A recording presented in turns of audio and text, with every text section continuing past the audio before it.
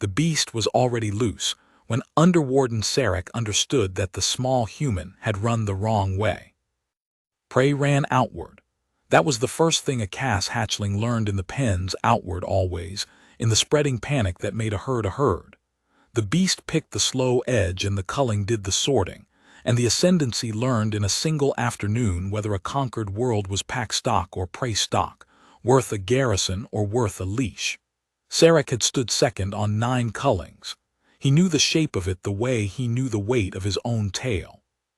Loose the V-Harrock, watch the herd tear itself open, mark the ones who covered their own throats and left their young in the dust. Prey.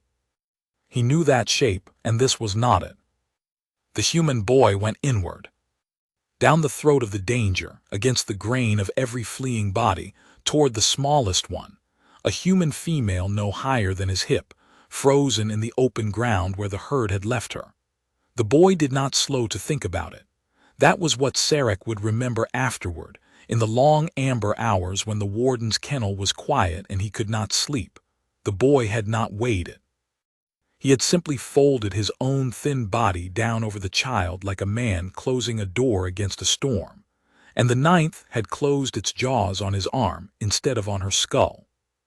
Then the square went silent, and the silence was wrong. A culling was never silent. A culling was screaming and the wet crack of the V-Harrock working and the drum of feet on packed clay, but the human herd had stopped.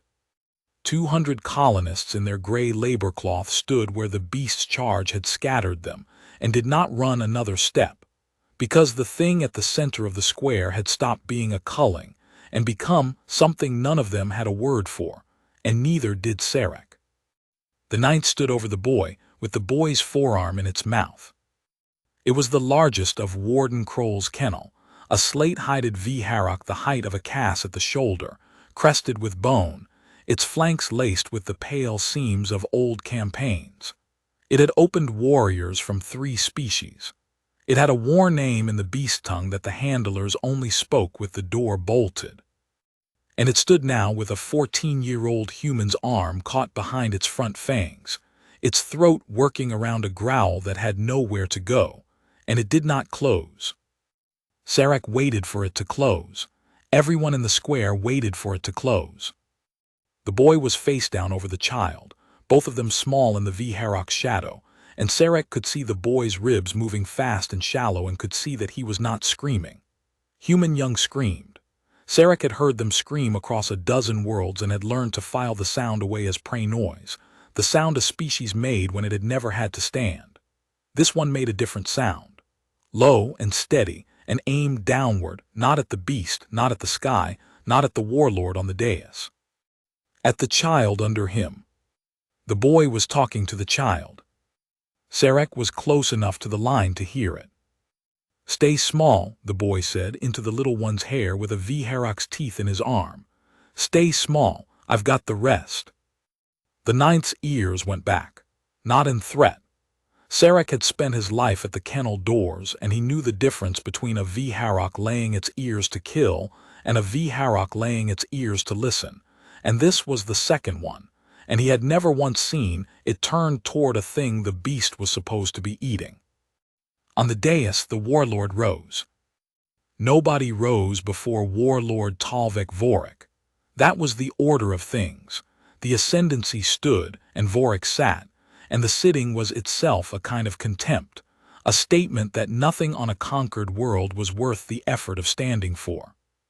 He had watched 9 cullings from that carved seat without lifting himself the width of a claw. Sarek had begun to believe the old warlord's spine had fused to the chair. Vorik stood and put both hands on the rail of the dais and leaned toward the center of the square as though the distance offended him. The square held its breath, the humans because they did not know what a standing warlord meant, and the Cass because they did. The 9th opened its jaws. It did it slowly, the way a warrior sheathes a blade he has decided not to use, and the boy's arm came free, and there was blood on the slate hide and blood in the clay. But the arm was still an arm, still attached, the beast having held it the way a V-Harrock carries a pup, with the pressure measured and the ruin withheld. Then the ninth did the thing that broke the square open for good. It lay down. It folded its front legs and dropped its crested skull to the clay, a hand's breadth from the boy's face, and it lay down over both of them, human boy and human child, a slate roof of muscle and scar, and it faced outward at the square with its ears still back and a new sound in its throat, not the culling growl, but the flat, warning burr a V Harrock makes across the mouth of a den with its own young inside. Sarek's hand had gone to his sidearm without his deciding it. Every armed Cass in the cordon had done the same. 200 humans had gone still as stone. And the ninth, Warden Kroll's ninth and best killer, lay across 2 human children and told the entire ascendancy, in the only language it had, that the den was closed. "Hold," Vorik said from the dais. His voice was not loud, it did not have to be. Every blade, hold. Sarek held. The Warlord came down off the dais. He came down the 11 steps one at a time, unhurried, his campaign cloak dragging the stone, and the cordon parted for him without an order because that was reflex older than any order. He crossed the open ground to the place where his best beast lay guarding 2 of the enemy's whelps, and he stopped a spear's length short, at the exact edge of what the ninth would allow, and the ninth swung its great head toward him and burred a warning at its own Warlord and did not rise. Vorik studied the beast, then he studied the boy. The boy had lifted his head. His face was the color of ash and slick with sweat, and there was clay stuck to his cheek, an ordinary human face, unremarkable, the kind of face Sarek had processed by the 1,000 through the labor gates without ever once looking at twice. 14, perhaps, thin through the shoulders, a scatter of dark freckles across the nose. Nothing about him said apex.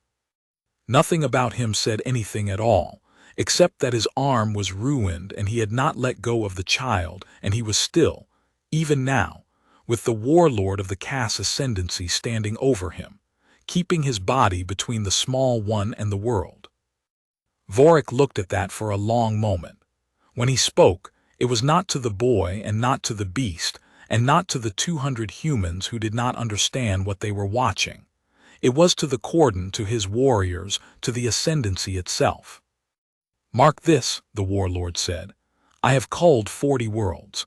I have loosed the ninth into 40 herds, and 40 herds have shown me their backs, and I have written those worlds into the ledger as prey and thought no more of them. Prey scatters. Prey saves the throat and spends the young. That is the law of prey, and there is no shame in it. It is only what they are." He was quiet a moment.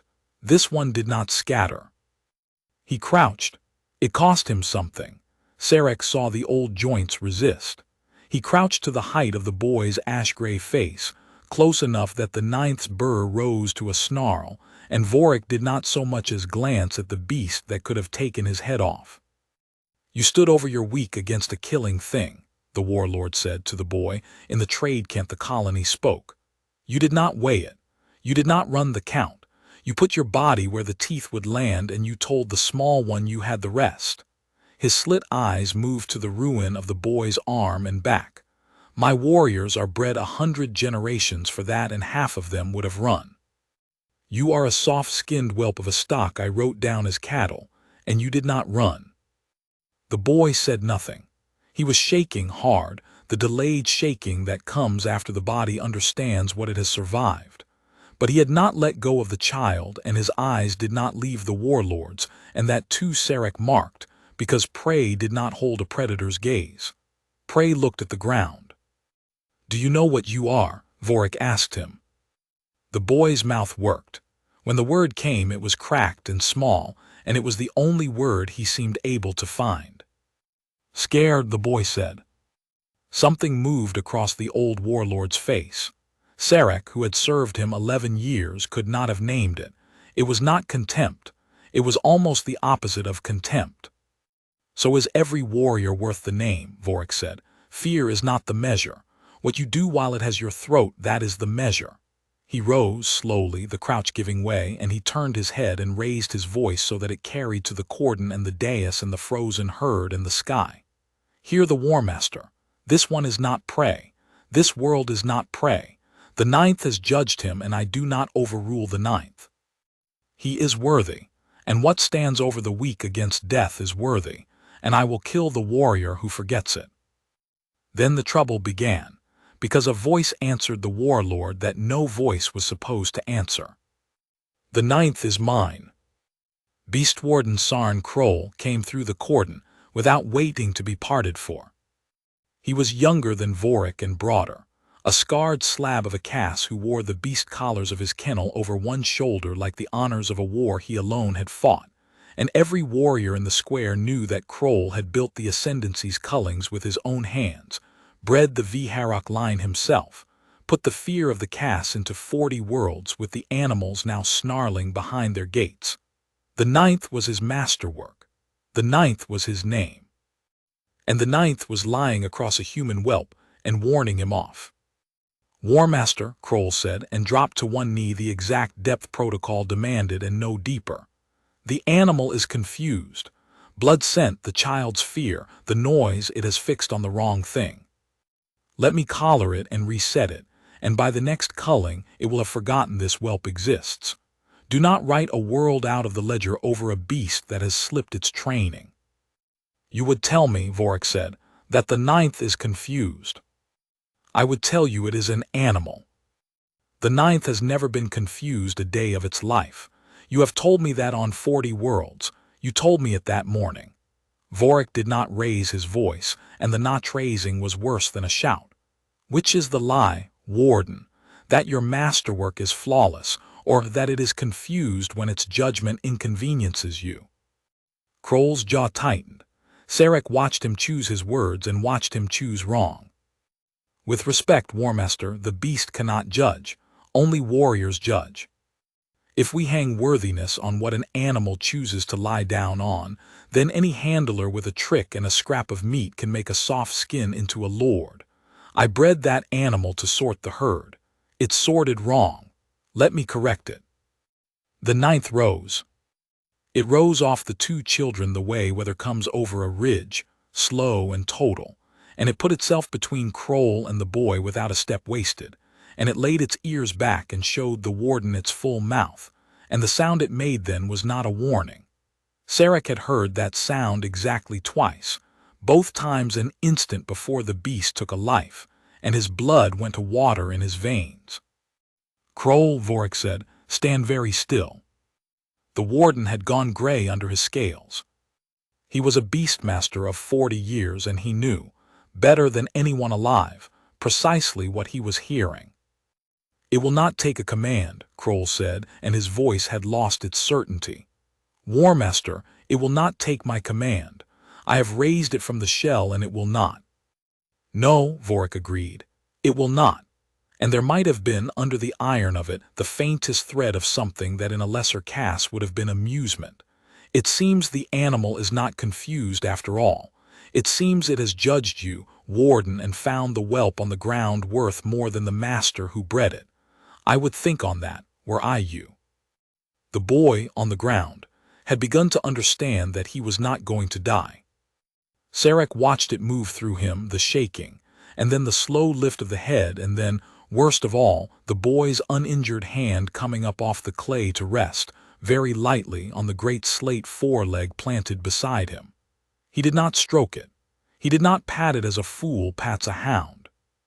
He only laid his hand against it, the way one steadies oneself against a wall, or the way one thanks a thing that cannot be thanked in words, and the Vharok that would not take its own master's command turned its crested head and pressed its jaw once to the top of the boy's ash-gray hair.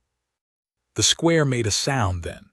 200 humans all at once, a single indrawn breath that was almost a moan, the sound of a conquered people watching the thing that ruled them lower its head to one of their own.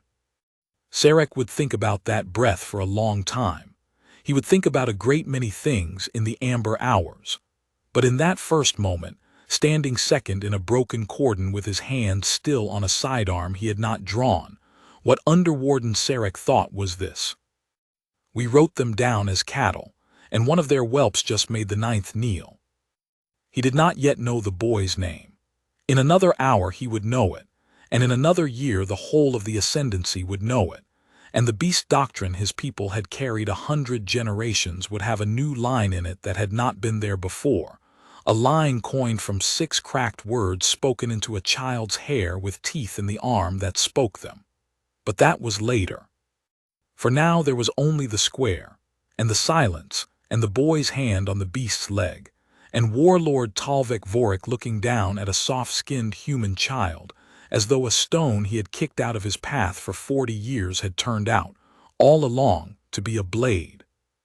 His name was Tio Marsh, and he was 14 years old, and until the morning of the culling, the largest thing he had ever stood between was 2 grain haulers that had gotten crossways in the silo gate. He did not remember deciding to move. People would ask him later, the humans first in whispers and then the Cass in their careful flat questions, and he would tell them the truth, which was that there had been no deciding. There had been Nell in the open ground with her hands over her ears and her eyes shut, exactly the way she stood when the freight shuttles came in low and the noise frightened her, and there had been the gray shape coming, and then there had been Tio's own body doing the only thing a body could do with his sister in front of it. His Aunt Dell said afterward that he had shouted something. He did not remember shouting. He remembered the smell of the beast, which was old blood and hot metal, and something underneath that he had no name for. And he remembered thinking, absurdly, with the clarity that comes in the half-second before pain, that he had left the silo doors unbarred and the wind would get in. Then the pain, which he could not describe and did not try to. Then Nell breathing against his chest, fast and hot, and his own voice from very far away telling her to stay small, and the strange absence where his right arm should have been reporting agony and instead reported only pressure, enormous and patient, as though the whole weight of the world had settled on his forearm and decided, for reasons of its own, not to finish the job. He had opened his eyes because Nell had stopped breathing so fast, and he had seen, a hand's breadth from his face, the amber eye of the thing that had him. People said afterward that he was brave to look at it. That was not what it was. Tio looked at it because it was there, and because looking at a thing was better than the dark behind his own eyes, and because this part he never told anyone, not Dell, not the Cass, not even Nell when she was grown, because up that close the eye did not look like a killing thing's eye at all. It looked tired. It looked, he thought, the way old Merck at the granary looked, the man who had unloaded freight for 50 years and had a body full of it and kept unloading freight because nobody had ever given him leave to stop. The great amber eye looked out at him from behind its bone and its scars and its war name, and what Tio saw in it was not hunger. So he had done the only thing left to do with an animal that had him, and would not let go and was, somehow, not killing him. He had talked to it low, the way he talked Nell down from the freight nights, the way he talked the pengoats through a storm. He did not remember the words. Nell said he told her to stay small. The Cass said he told the beast he had the rest. Both were probably true. What Tio remembered was the burr in the animal's chest changing under his voice, dropping, the way a rough engine drops when it finally catches, and the pressure on his arm easing tooth by tooth until the world let his arm go.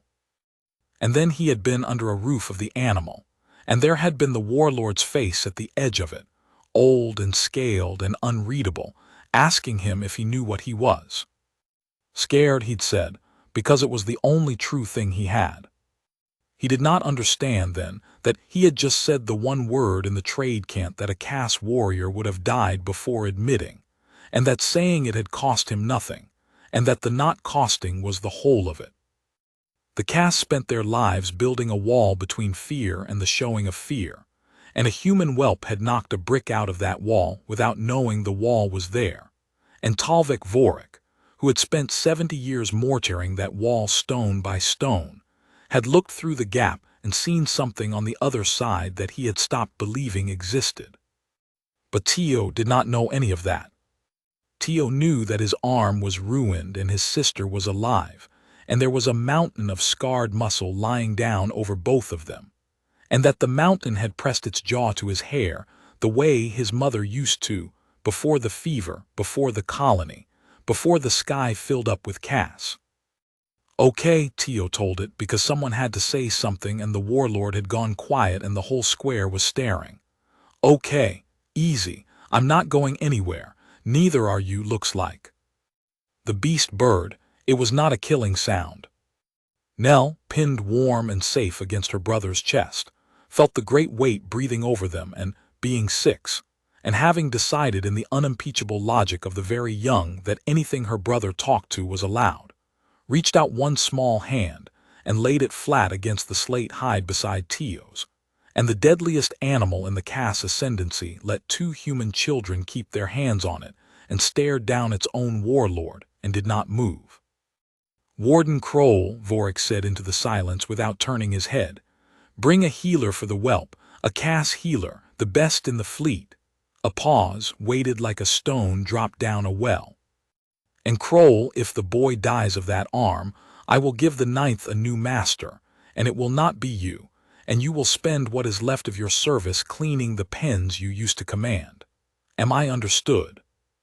It was not a question, and Kroll did not answer it as one. He only bowed, the depth protocol demanded and no more, and turned on his heel, and if his hands shook as he went it was too far now for Sarek to see. The Cass healer's name was Vess, and she was not pleased to be there. Sarek had been the one sent to fetch her, and the one told to stay, and he had learned in 11 years of service that when the War Master tells you to stay, you become furniture and you watch, and you keep your report ready. So he stood against the wall of the colony's low medical hut and became furniture, while a fleet healer of the ascendancy worked over a human whelp on a plank table by lamplight, with a war beast filling the doorway and refusing to be moved. That was the first fight, and it was not with the boy. Vess had come to the door with her case and her disdain and had stopped cold, because a V-Harrock the height of her shoulder was lying across the threshold with its chin on its crossed forelegs and its amber eyes tracking her hands. She had looked at it. It had looked at her. She had looked at Sarek. Move the animal, she said. I cannot, Sarek said. You are under warden of the kennel. I am. And I am telling you, healer, that if you want that arm saved you will treat it with the 9th watching, because the 9th is not going to allow the boy out of its sight, and I would sooner reach into a running turbine than pull it off him.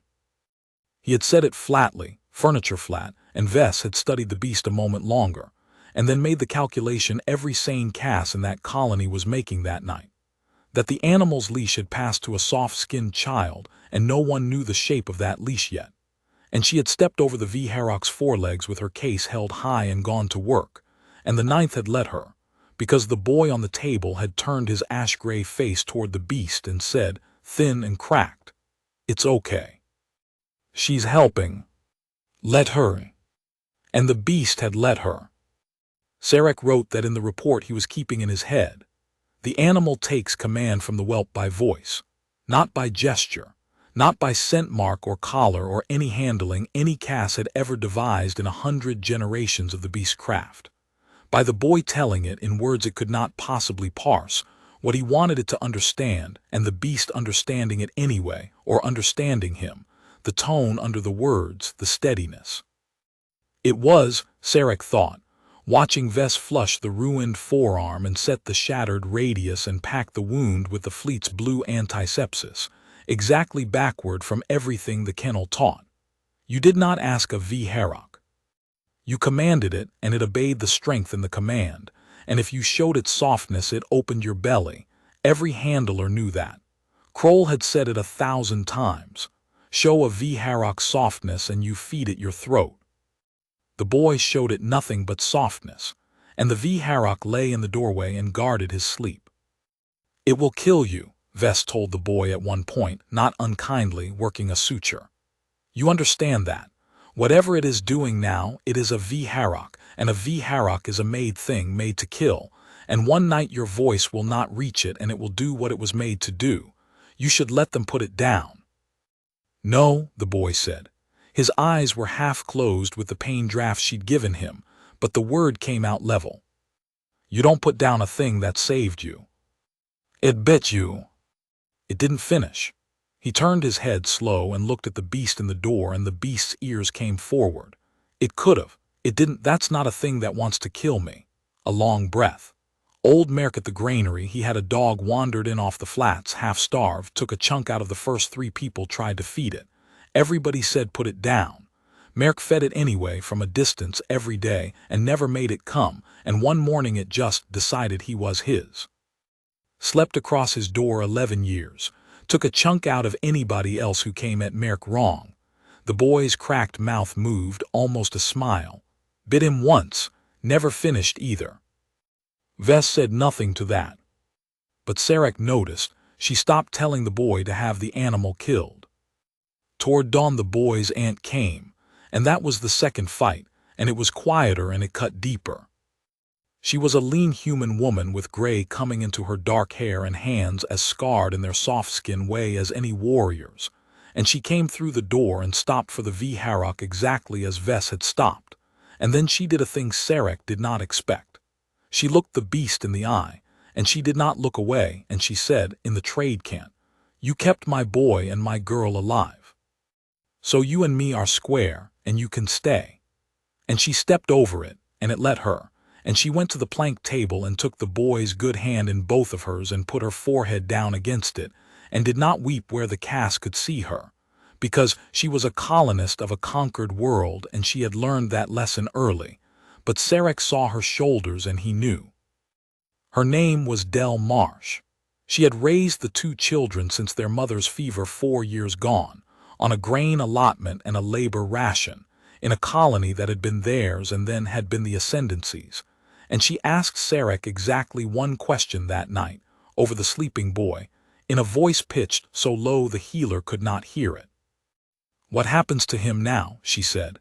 "Your warlord called him worthy. In front of everybody. What does that buy, and what does it cost? Because nothing that gets said in front of everybody comes free." It was, Sarek thought, the single most intelligent question anyone in the colony had asked.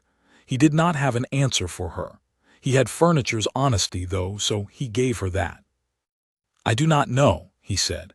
"It has never happened. In 400 years of cullings, no herd has ever produced a worthy.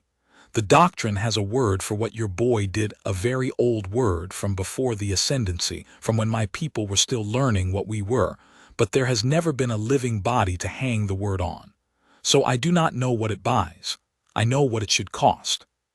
It should cost him the leash of the deadliest animal in the fleet, which is now around his wrist whether he wants it or not, and the hatred of the Cass who used to hold that leash, which he has whether he wants it or not."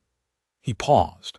"And I know the War Master does not say a thing in front of everybody unless he means to build on it. So watch the sky, Del Marsh. Something is going to be built, and your whelp is going to be under it, and none of us yet knows whether it will be a roof or a wall." Del Marsh looked at him a long moment. "You're not like the other one," she said. "The warden." "No," Sarek agreed. "I am not." And he found, saying it, that he was glad of it, and that the gladness was new, and that it had come into him sometime between the boy running the wrong way and the beast lying down, and that he did not entirely trust it yet. Tio woke 3 days later to a weight across his legs and the smell of old blood and hot metal, and for one bad moment the culling was happening again behind his eyes. Then he understood that the weight was the beast, that the beast had folded itself along the foot of the cot with its crested skull resting on his shins, and that it was not the culling, it was after, and he was alive, and his right arm was a bound and throbbing thing splinted from wrist to elbow, but it was still his arm. "Hey," he said to the beast, because it seemed rude not to. "Hey. You're heavy." The Vharok lifted its head. Its amber eyes found him, and something went through the great scarred body, a kind of settling, the way a held breath goes out, and it made a low sound Tio had not heard from it before, not the burr, not the killing snarl the Cass all flinched from, but a soft rolling rumble deep in the chest. And Tio understood without being told that it was glad, in whatever way a thing like this could be glad, that he had opened his eyes. "Yeah," Tio said, "me too." He learned the shape of things slowly, over the days that followed, in a colony that had rearranged itself around him without his asking. His aunt told him some of it. Sarek, the Cass one who stood against walls and answered questions straight, told him more. The rest he pieced together from the way people looked at him, human and Cass both, which was a way no one had ever looked at Tio Marsh in his life. The Cass had a word, Sarek said, and the word was old, and it did not translate cleanly. The nearest the trade Kent could carry it was something between shield and standing and kept. In the doctrine of the beastcraft, which was also the doctrine of the Cass themselves, because the Cass had bred the Vharok in their own image and learned their own law from watching how the pack held together, there were two kinds of living thing. There was prey, which under a killing threat spent its weak to save its strong, because a herd that runs survives by numbers and the slow edge is the price. And there was pack, which under a killing threat put its strong bodies over its weak ones, because a pack survives by the bond and a pack that abandons its young is not a pack anymore. It is only prey that hasn't scattered yet. Every species the ascendancy conquered got sorted. That was what the culling was, not cruelty for its own sake, though Kroll had made it cruel, but a test, brutal and ancient, to see which the new stock was. Loose the beast. Watch what the herd does with its smallest. Prey worlds got the leash and the labor gate and the ledger mark that meant cattle. The rare pack worlds got something else. Sarek did not know what exactly, because in 400 years the ascendancy had not conquered a pack world. Every world had scattered. Every world had shown its back. Until you, Sarek said. He was sitting on an upturned crate by Tio's cot, and the beast lay between them, and he was watching the beast the way a man watches a river he has crossed all his life, and has just seen a fish in that should not exist. The War Master loosed the ninth expecting your world to scatter like all the others. He had the ledger mark already chosen. And a 14-year-old whelp of a grain colony ran the wrong way and covered a child with his own body and told a killing beast he had the rest. And in one afternoon, your world stopped being prey. I didn't do it for the world, Tio said. I did it for Nell. I know, Sarek said. That is why it counts. A thing done for the world is a calculation. A thing done for the one small body in front of you without the count, that is the thing the doctrine means. That is the thing my people gave up believing any soft skin could do. He was quiet. You have made a great deal of trouble, Tio Marsh. You should understand that. You have made the deadliest animal in the fleet into your shadow, and you have made a beast warden of 40 years into your enemy, and you have made a warlord who has not been surprised in 70 years wonder if he has been wrong about your entire species. Any one of those is dangerous. All three together. He shook his crested head. Watch the sky. Tio looked down at the beast. It had rolled onto its side against the cot, all four legs loose, its great flank rising and falling, and asleep like this, with its ears soft and its scarred hide slack. It did not look like the deadliest animal in the fleet. It looked like Merck's flat dog, grown enormous. It looked like a thing that had been used hard for a long time by people who called it a weapon, and had finally found a hand it did not have to bite. Does it have a name? Tio asked.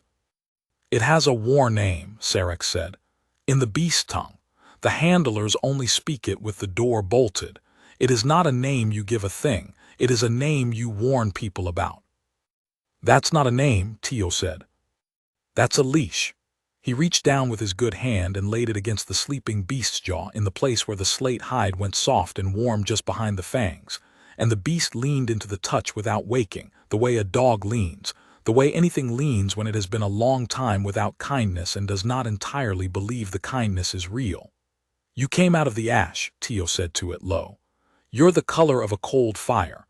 I'm going to call you Cinder. That's a name. That's not a warning. The beast's tail moved once against the floor. Sarek said nothing, but he wrote it in the report in his head, the report that was becoming less a report and more a thing he did not have a name for either. The whelp has named the ninth.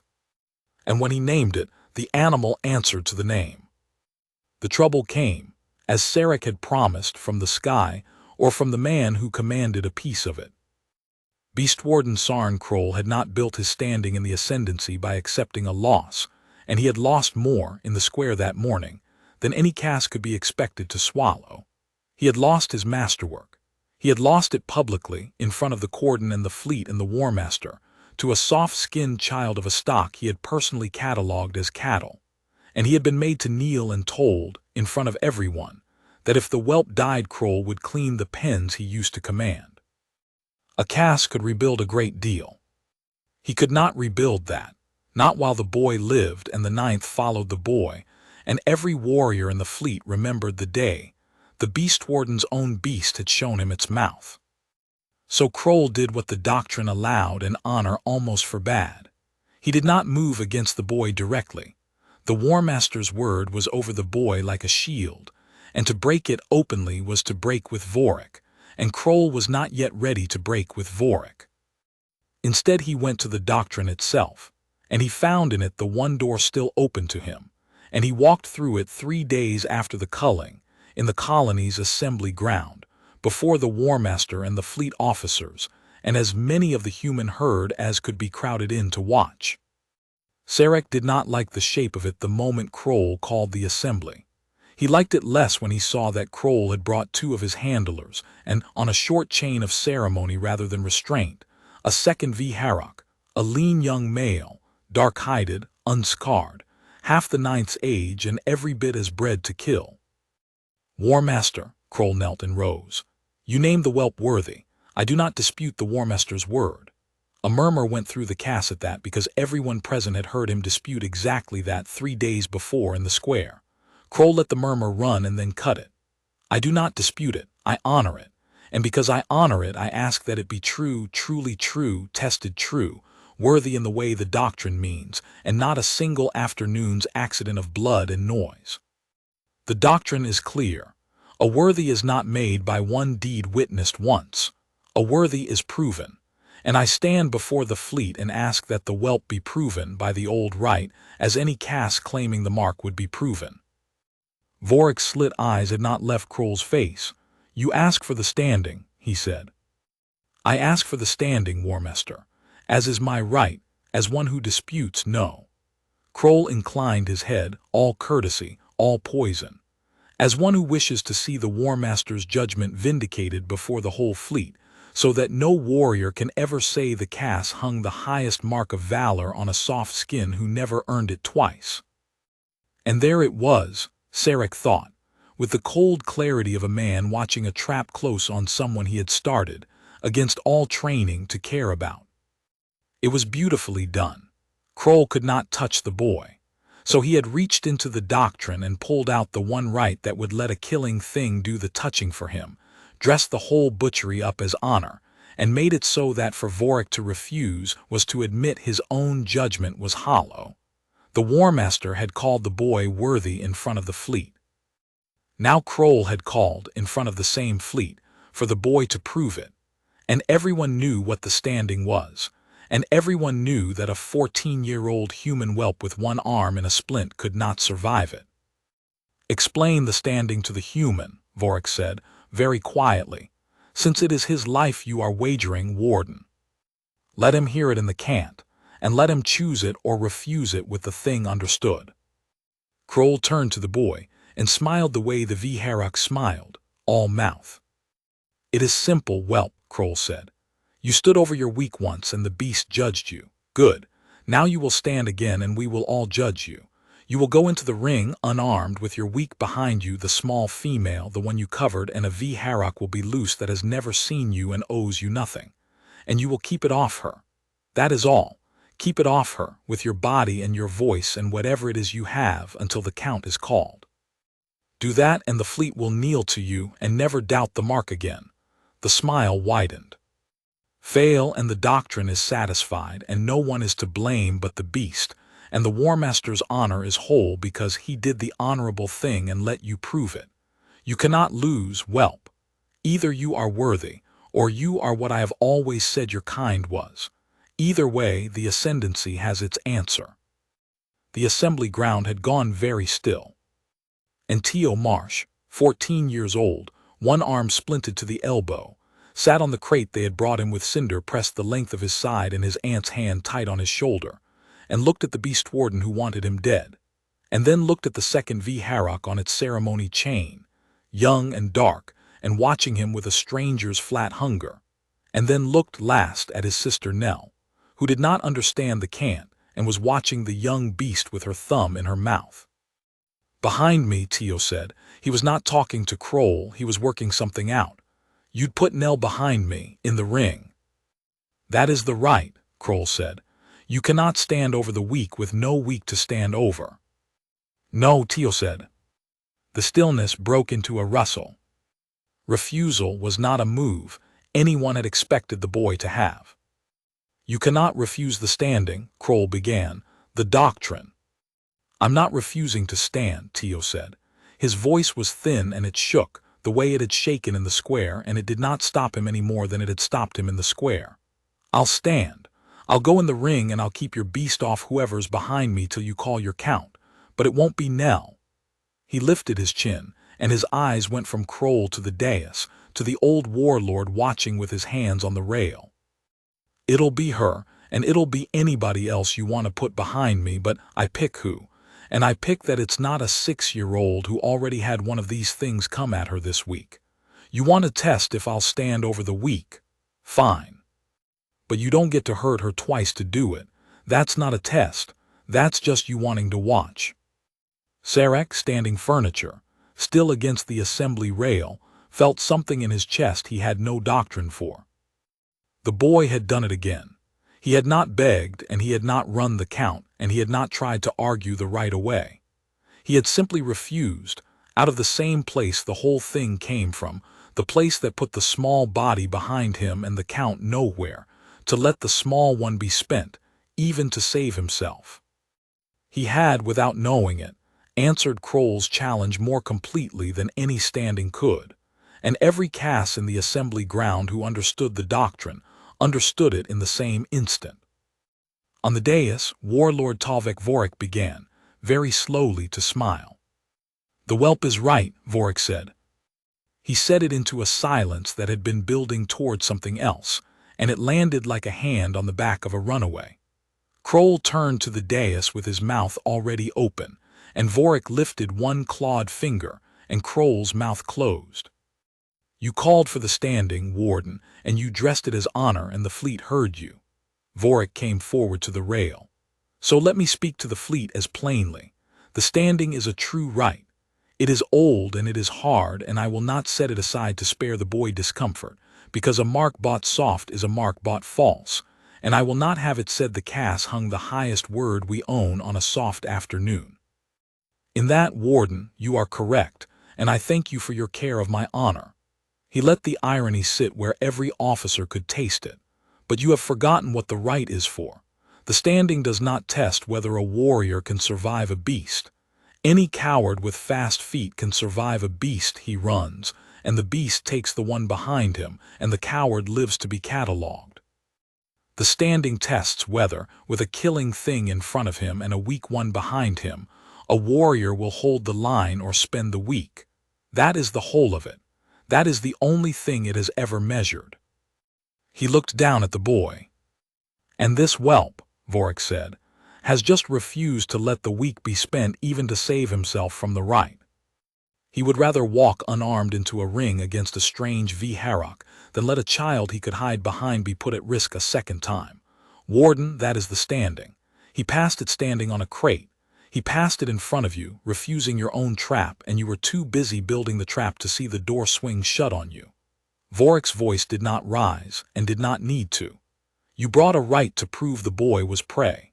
The boy answered the right before it began. If you want to loose your young V-Harrock now, Kroll, you may do it, but you will do it into an empty ring, because I will not put one child of this colony behind that boy to satisfy your wounded name, and every warrior here now knows why." The assembly ground made the sound again, the low mass sound of a crowd realizing where it stands, and this time there were Cass throats in it as well as human.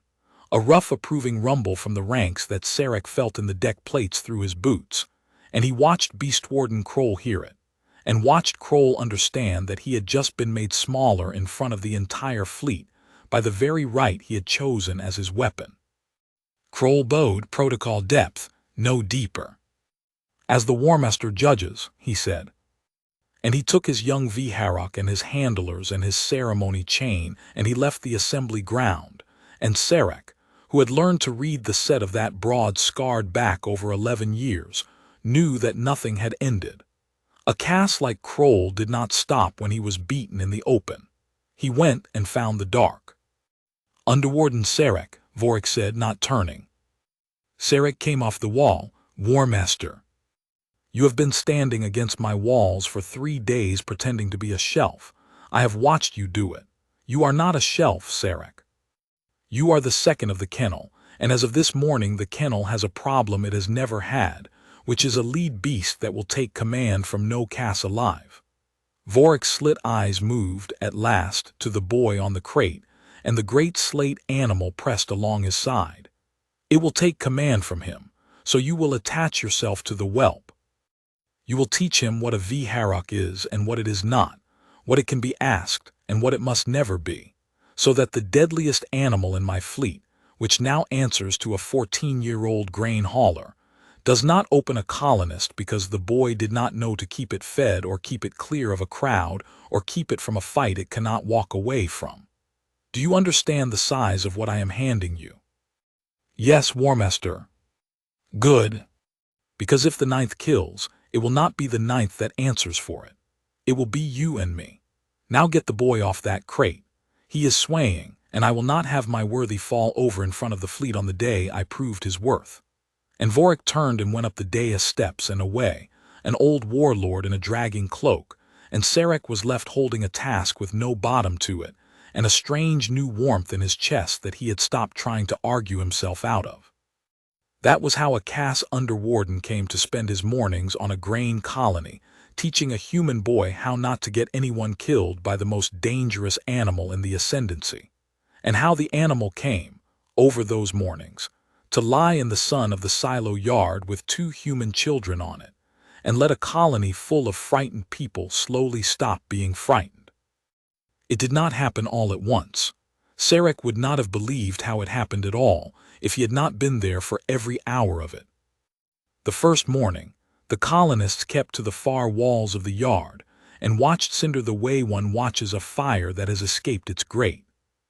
By the 3rd morning, the smallest of them, the ones Nell's age and under, who had not yet learned from their elders exactly how much they were supposed to fear, had begun to drift closer, the way small things drift toward a warm thing, and Del Marsh had stopped shooing them, and Sarek had watched a colony child of perhaps 5 put a whole hand on Cinder's tail and shriek with delight when the tail moved, and had watched the deadliest animal in the fleet accept this with the vast patience of a thing that has decided, for its own reasons, that these small ones belong to the boy, and the boy belongs to it, and therefore the small ones are the dens.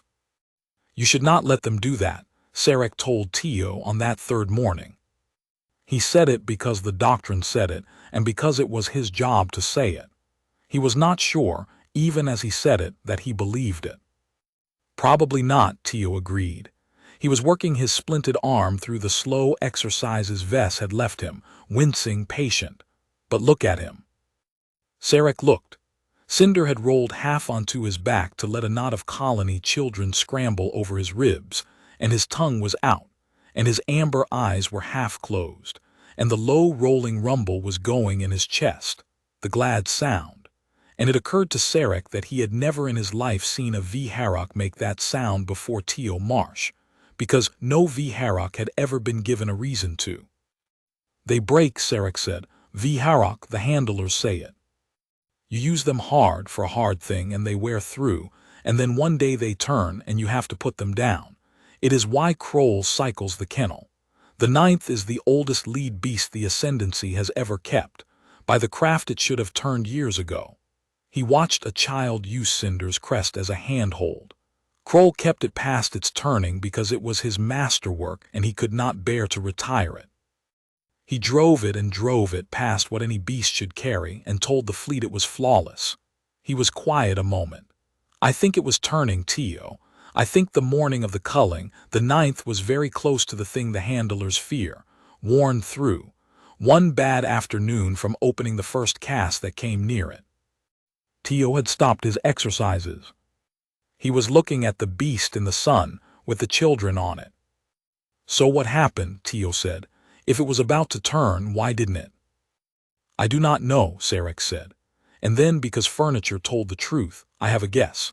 I think a thing that has been used its whole life as a weapon, driven past its own breaking, one afternoon from turning on everything. I think a thing like that, when it finally met something soft that asked nothing of it and put a child under it and told it it had the rest.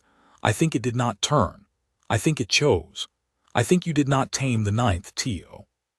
I think you were the first living thing that ever gave it a reason not to break, and it took the reason, and it will hold to that reason past anything Kroll or the doctrine or I can do, because it is the only reason it has ever had.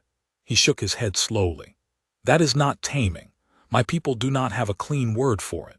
The nearest is the word we use for the bond inside a pack, the thing that makes the strong body lie down over the weak one. We did not think a soft skin could be inside that bond. We were wrong. You are inside it. You have been inside it, I think, your whole life without a word for it, the way you have a sister and an aunt and a colony full of children you would run the wrong way for. My people built a whole doctrine to reach the thing you simply are. Tio was quiet for a long time.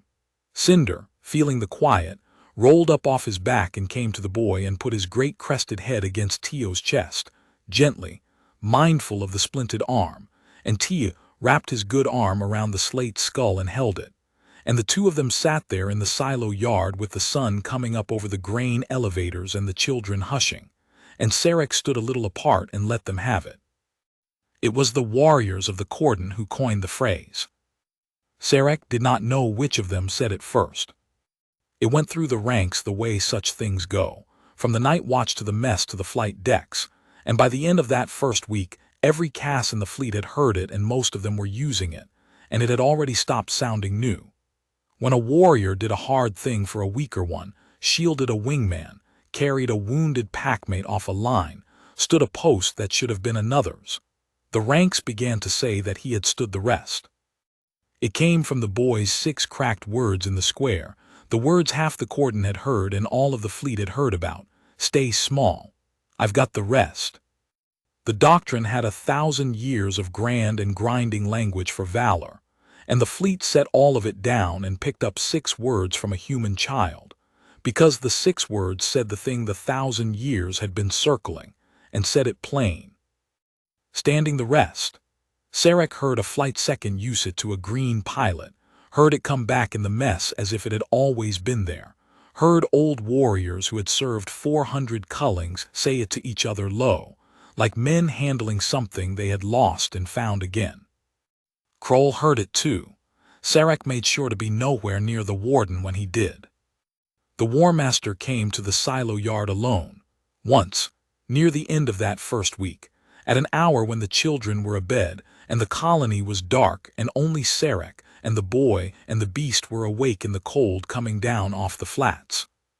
He came without escort, which no warlord did, and he came without announcing himself, which meant he did not want it in any log, and Sarek stood and put his fist to his chest, and Vorik waved it down and lowered himself, with the slow resistance of old joints, onto an upturned crate across the cold fire pit from the boy. Cinder lifted his head and looked at the warlord and did not warn him. That, too, Sarek marked. The beast had decided the old caste was not a threat to the den. It was, Sarek thought, a better judge of that than most of the fleet. They are saying it in my mess, Vorik told the boy, without preamble. Standing the rest. They took it from you. Do you know that 1,000 years of my people's finest language could not do what your 6 words did? I didn't make it up, Tio said. I say it to Nell all the time. Freight nights, storms when she's scared. Stay small, I've got the rest. It just means I'll handle the big stuff. She only has to handle being little. He shrugged with his good shoulder. It's not a doctrine, it's just what you tell a scared kid. I know, Vorik said. That is why it is a doctrine. He looked into the cold pit a while. When he spoke again, his voice had changed, gone quieter and further back, the voice of a man who has decided to say a thing he does not usually say. I have been War Master 40 years. I took the seat from a warlord who took it from a warlord back and back, 400 years, and in all that time the Ascendancy has done one thing supremely well, which is find the weak worlds and put the leash on them. We tell ourselves it is the doctrine. The strong shelter the weak. We are strong. The galaxy is full of prey that spends its young. Therefore it is only right that we rule the prey and spare it the consequences of its own nature. He bared his teeth, and it was not a smile. It is a fine story. I believed it for a long time, and then I watched 40 worlds scatter under the 9th, one after another, every one of them showing me its back, and somewhere in there I stopped believing we were sheltering anything. I began to believe we had simply become very good at finding things weaker than ourselves, and calling the finding a virtue. He was silent. The cold came down. Cinder shifted closer to the boy. Kroll is what my people became, Vorik said. He does not remember that the culling was ever a test of us. He thinks it is a test of them and a display of us, and a way to keep the kennel sharp and the ledger full. He drove a lead beast past its breaking to keep a display running, and told me it was flawless, and I let him, because I too had stopped believing there was anything on the other side of the test worth finding. He looked at the boy across the dead fire. And then a grain colony whelp ran the wrong way, and an animal one afternoon from turning chose the boy instead of breaking. And I stood up out of a chair I had not stood out of in 9 cullings, because I realized, watching you, that I had spent 40 years waiting to be proven wrong and had stopped expecting it. And there it was, in the dirt of a world I had come to write off, doing the thing my whole people is supposed to be for. Tio did not say anything. He was 14, and he had run the wrong way for his sister, and he did not have words for a warlord's 40 years. But he reached out with his good hand and put another block of dried stalk on the cold pit and worked the striker until it caught, so that the old Cass would not have to talk in the dark, and Vorik watched him do it, and something in the scaled old face eased. Kroll will move again, Vorik said at last. He lost the assembly. He will not accept it. He cannot touch you while my word is over you, so he will find a way to make it look as though he did not touch you, an accident, a beast that slipped its chain, a thing no one can hang on him. And when he does, boy, you will be tempted to meet it as I would meet it, with the fleet and the doctrine and the whole weight of the Ascendancy at your back. Vorik rose, slow, and the crate creaked, and Cinder's eyes tracked him up. Do not. That is not your strength. Your strength is the thing you did on the crate, the small true thing, done for the one in front of you without the count. Meet him with that if it comes to it. It is the only ground on which you cannot lose, because it is the only ground he has never once stood on in his life.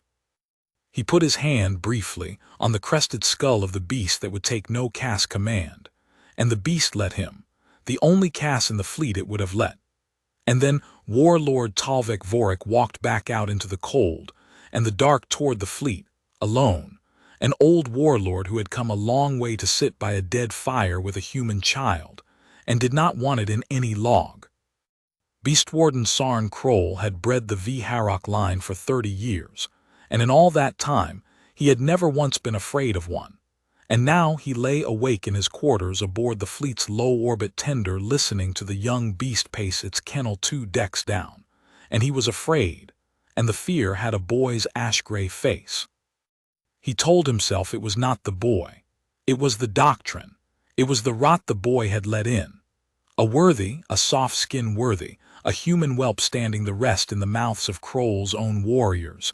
It unmade a thing Kroll had spent his life building, which was the simple clean order of predator over prey, handler over beast, Cass over the herd.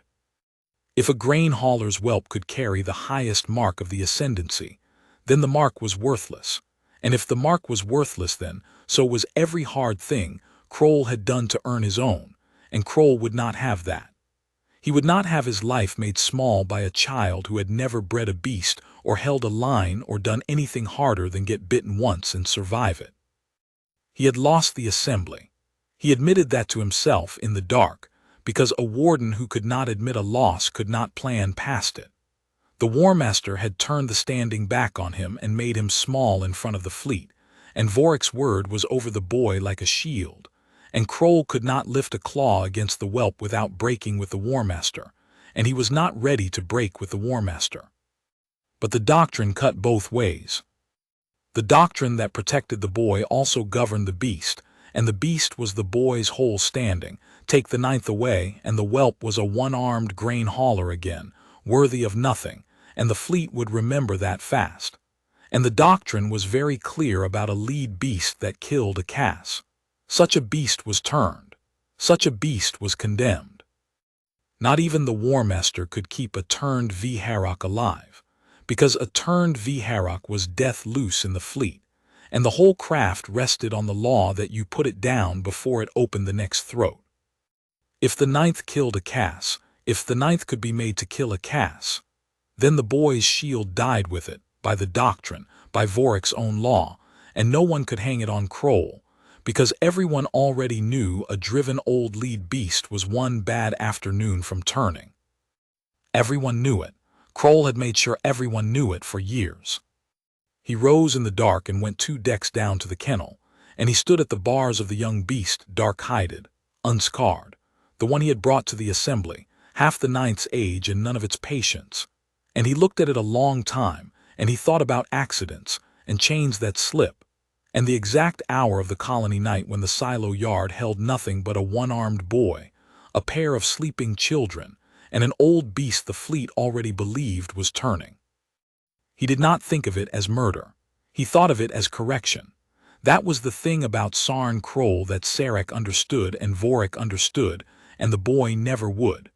Kroll had spent so long calling the culling a virtue that he had lost the place in himself where he might have known the difference.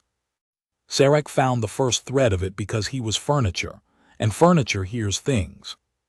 He heard it in the kennel mess, 2 of Kroll's handlers talking low over their rations, going quiet when he passed, and then, because he was only the underwarden and half a shelf, not quiet enough.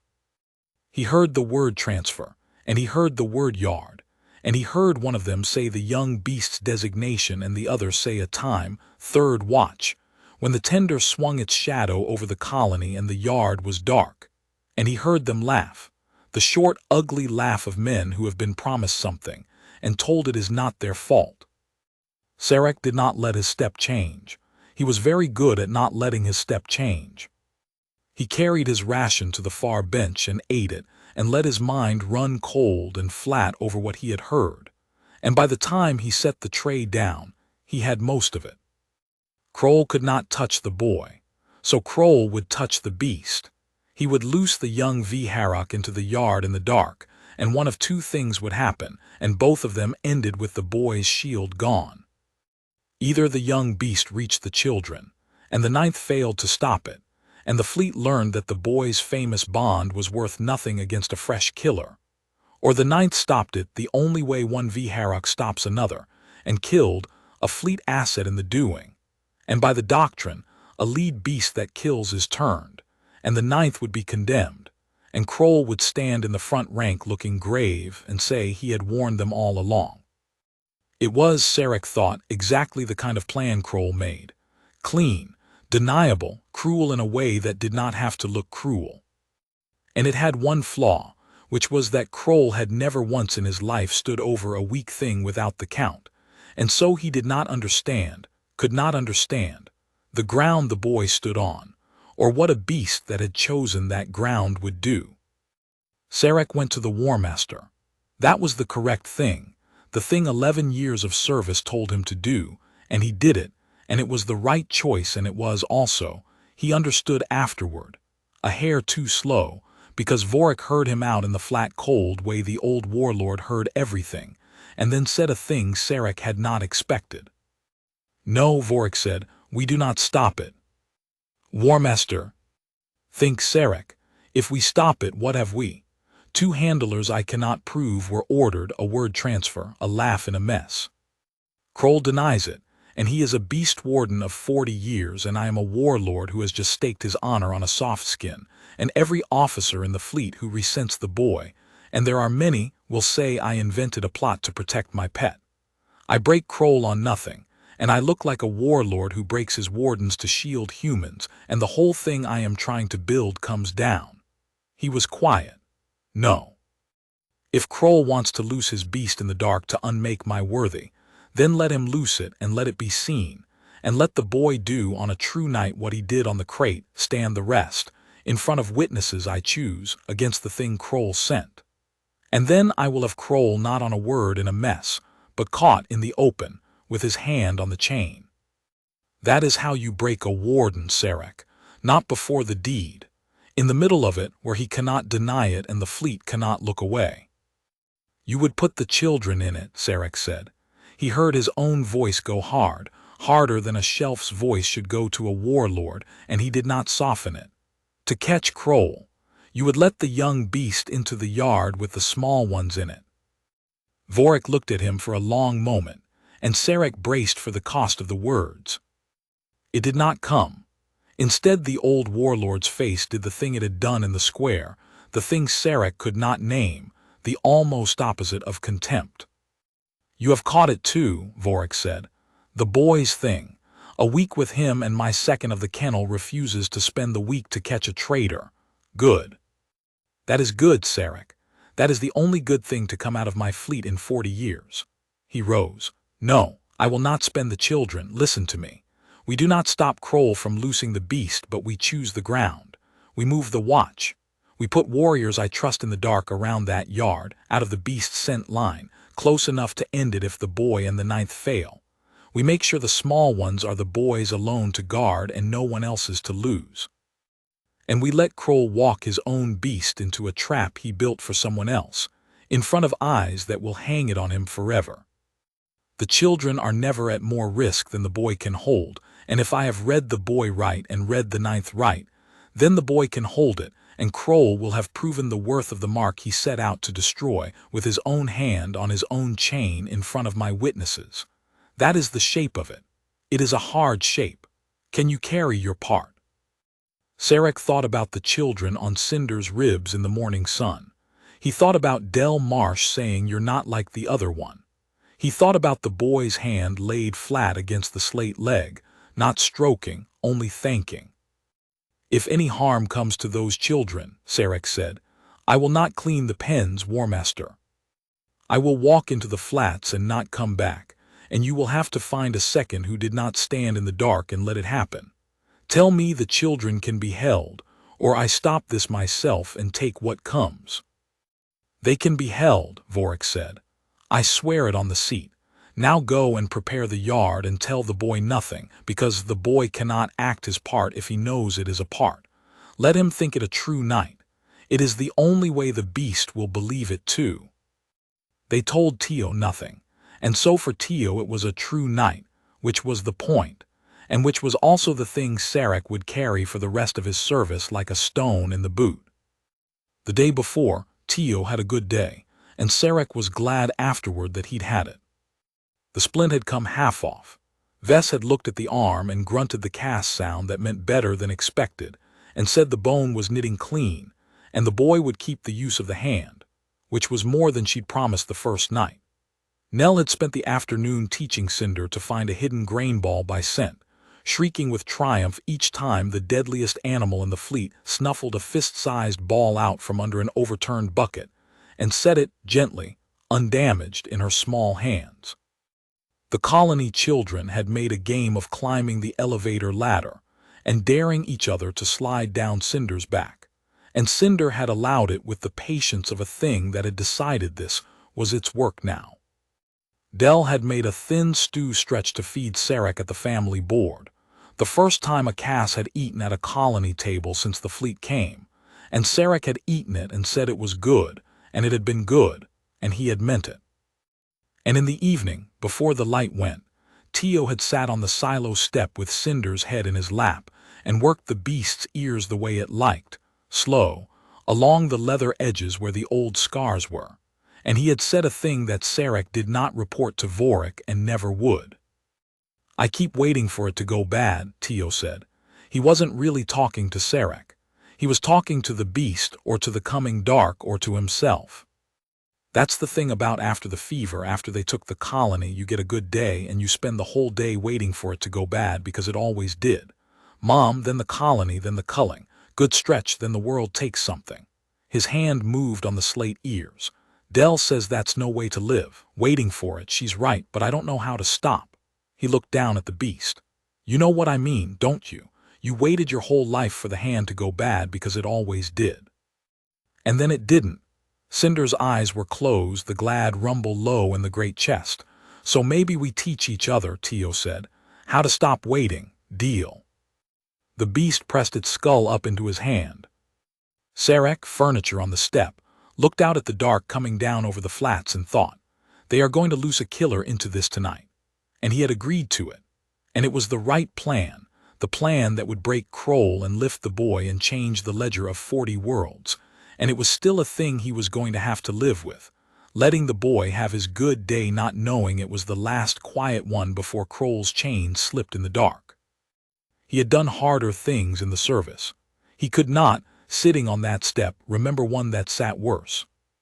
The warriors came after full dark, the way Vorik had ordered 6 of them, hand-picked, out of the wind and out of the beast's scent line, folded into the shadows of the grain elevators and the loading gantries where a Vharok's eyes would not find them and a boy's would not either. Sarek placed them himself. He put the 2 best bows on the high gantry with a clear line to the yard, and told them the thing Vorik had made him swear to tell them, that their arrows were for the children's safety and nothing else, that they did not loose to save the boy's pride or the beast's or the plan, that if the young Vharok broke past the 9th and past the boy and reached the small ones, they ended it and let the plan burn. The bows understood. They were Pack, Vorik's own, and they understood the ground better than Kroll ever would. Then Sarek took his own place in the dark at the yard's edge, close, closer than orders, close enough to put his own body into it if it came to that, and he settled in to wait. And above the colony the fleet's low tender swung its long shadow toward the silo yard, and somewhere 2 decks down in that tender, a beast warden of 40 years put his hand on a chain and told himself it was correction. The colony slept. The children slept, Nell in the loft above the family board, the little ones home to their own bunks, the good day put away. Tio slept on the silo step wrapped in a colony blanket with Cinder along his side, because he had taken to sleeping there since the culling, close to the beast, and no one had been able to talk him out of it, and no one had tried very hard. And in the 3rd watch, when the tender's shadow lay full across the yard and the flats were black, and the only light was the cold ember of the banked fire pit, a kennel door slipped its chain 2 decks up, and a dark shape came down the loading ramp into the colony silent as falling water, and the deadliest young thing in the Cass ascendancy put its nose to the ground and found the scent of sleeping children, and began, without a sound, to hunt. Cinder woke first. Tio felt it before he understood it, the great warm length of the beast going from slack to iron against his side, all at once, without a sound. He came up out of sleep the way he'd learned to on freight nights, fast and quiet, and for a moment he lay still in the cold with the blanket around him and did not know what had changed. The fire pit was a red ember. The flats were black. The tender's shadow lay across the yard like spilled ink. And beside him the deadliest animal in the fleet had risen without rising, its head lifted off the ground, its ears forward and fixed, its whole body pointed at the dark under the loading gantry the way a compass points north. What? Tio breathed. What is it? Cinder did not look at him. Cinder was looking at the dark, and the low burr had started in its chest, not the killing snarl, something older and worse. A flat continuous warning, the sound a thing makes across the mouth of a den when death has come to the door and the young are inside. The young are inside, Nell in the loft. Tio was on his feet before he decided to be, the blanket falling away, the cold hitting him, his splinted arm forgotten. He could not see it at first. He looked where the beast looked and there was only dark and the gantry's shadow and the black flats beyond, and then the dark moved, a piece of it detached and flowed, low and silent and wrong, across the open ground toward the silo and the loft above it, and Teo's stomach dropped through the floor of him because he knew that shape. He had a shape like it lying against his own side. It was a V-Harrock. It was a strange one, dark-hided, lean, moving with its nose to the ground and its eyes up on the loft window, and it was not here for him. Cinder, Teo said. His voice came out steady. He did not know how. Cinder, the loft, Nell's in the loft. He did not command it. He never commanded it.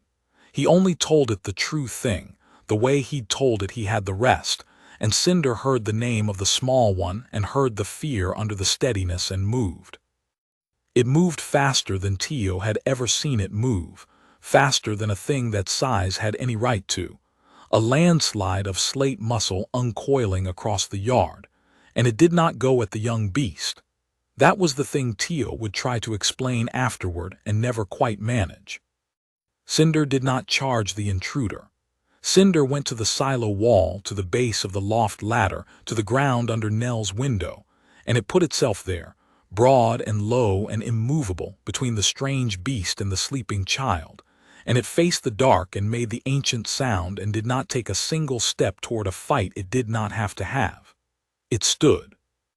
The deadliest animal in the fleet had learned the boy's whole doctrine in a week of sun and grain balls, and when death came for the small one in the dark, it did not hunt, it shielded, and Teo understood in that half-second that Sarek had been right, that he had not tamed the ninth, that the ninth had chosen the ground he stood on and would hold it past anything. The strange beast stopped. It stopped 10 paces out in the ink of the tender's shadow, and it lifted its head off the scent, and Teo saw its eyes catch the ember light, flat and young and full of the things Sarek had described, the hunger of a made weapon that had never once been given a reason not to be a weapon. It looked at Cinder standing over the loft ladder. It did not understand what it was seeing. In all its short-driven life, it had known other V-Harrock only as rivals to be dominated or killed, and here was the oldest lead beast in the fleet, the one whose war name the handler spoke with the door bolted, and it was not challenging. It was blocking. It was doing the one thing no V-Harrock did, putting its body between a hunter and prey that was not its own. And Teo, one-armed in the cold, with nothing in his hands, walked out into the open yard toward the two of them. He heard, distantly, a voice hiss at him from the dark, Sarek's voice, though Teo did not know yet that Sarek was there. Hiss, stop, boy, stay back, and Teo did not stop, because Nell was in the loft and there was a killing thing in the yard, and there was only one thing Teo Marsh had ever known how to do with that arithmetic. He walked out between the ember and the shadow, past Cinder's shoulder, and he put himself a little ahead of the great slate body, closer to the strange beast than the beast that loved him, and he stood there in the dark with his ruined arm and his steady voice, and he did the thing. Hey, Teo said to the young V-Harrock, low level. The voice for freight nights and storms and scared things. Hey, easy, I know. The young beast's head swung to him. No, Teo said again. You didn't ask for this either. Somebody bred you and drove you and pointed you at a window in the dark and told you that's all you are. I know. I've got one just like you right here. Look at him. He was you. He was exactly you, war name and all, and nobody ever. His voice caught, and he let it catch because the catch was true, and the true thing was the thing that reached them. Nobody ever told you you could be anything else, did they? Nobody ever put a hand on you soft. I know. I'm not going to hurt you, but you're not going up that ladder. That's my sister up there, and I've got the rest. You understand? Whatever's coming, whatever they'll do to you for stopping, I've got the rest. Just not her. Not her, buddy. Me first. Always me first. Behind him, Cinder's warning had dropped to almost nothing. The old beast was watching the young one over Teo's shoulder, and its body had shifted, not out of the guard, never out of the guard, but its ears had come forward and the killing edge had gone out of its stance, and it was making, very low under Teo's voice, a new sound. Not the warning, not the glad rumble. Something between, something aimed at the young beast, a deep steady thrum that Teo felt in the soles of his feet, and he understood in the wordless way he understood the beast, that Cinder was saying the same thing he was, in the only language a Vharok had. Stand down. Not here. Not this den. You don't have to be the thing they made you. Come in from the dark. The young Vharok looked from the boy to the old beast and back. And the terrible young hunger went out of it by degrees, the way a fist opens, the way an engine drops when it finally catches, and it took one step, not toward the ladder, not toward the loft, but sideways out of the line, out of the hunt. And then it lowered its dark head, all the way down to the cold clay of the yard, and it made a sound Tio had never heard a beast make, thin and high and lost, the sound of a thing that has spent its whole short life waiting for a hand to go bad and has just, for the first time, met one that didn't. Tio went to it. He crossed the last of the open ground, slow, his good hand out, and the strange beast that had come to kill his sister pressed its lowered skull up into his palm the way Cinder did, the exact same way, as though there were a shape carved into every one of them that only a soft hand could fill. And Tio stood in the dark yard with one killing beast under his hand and another at his back and his sister safe above him. And he was shaking, and he was not afraid, and the two things had finally, fully come apart. There, he said, there, I've got you, both of you, I've got the rest. That was when the yard filled with light.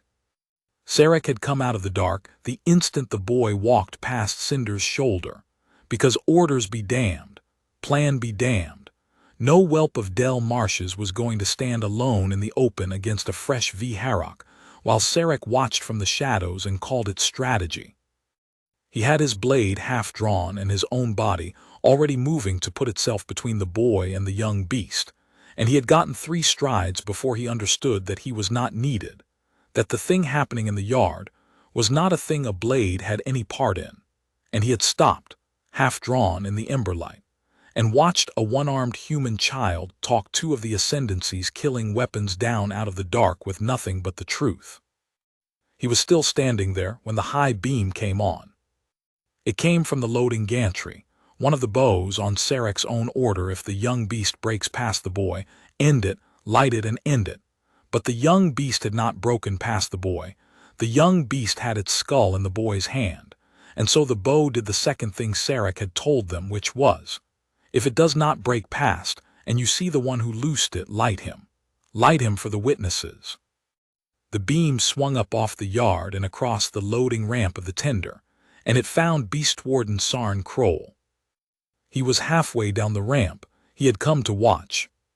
Of course he had come to watch. Sarek had known he would, had counted on it, because a caste like Kroll could not simply loose the beast and trust the dark to do his work.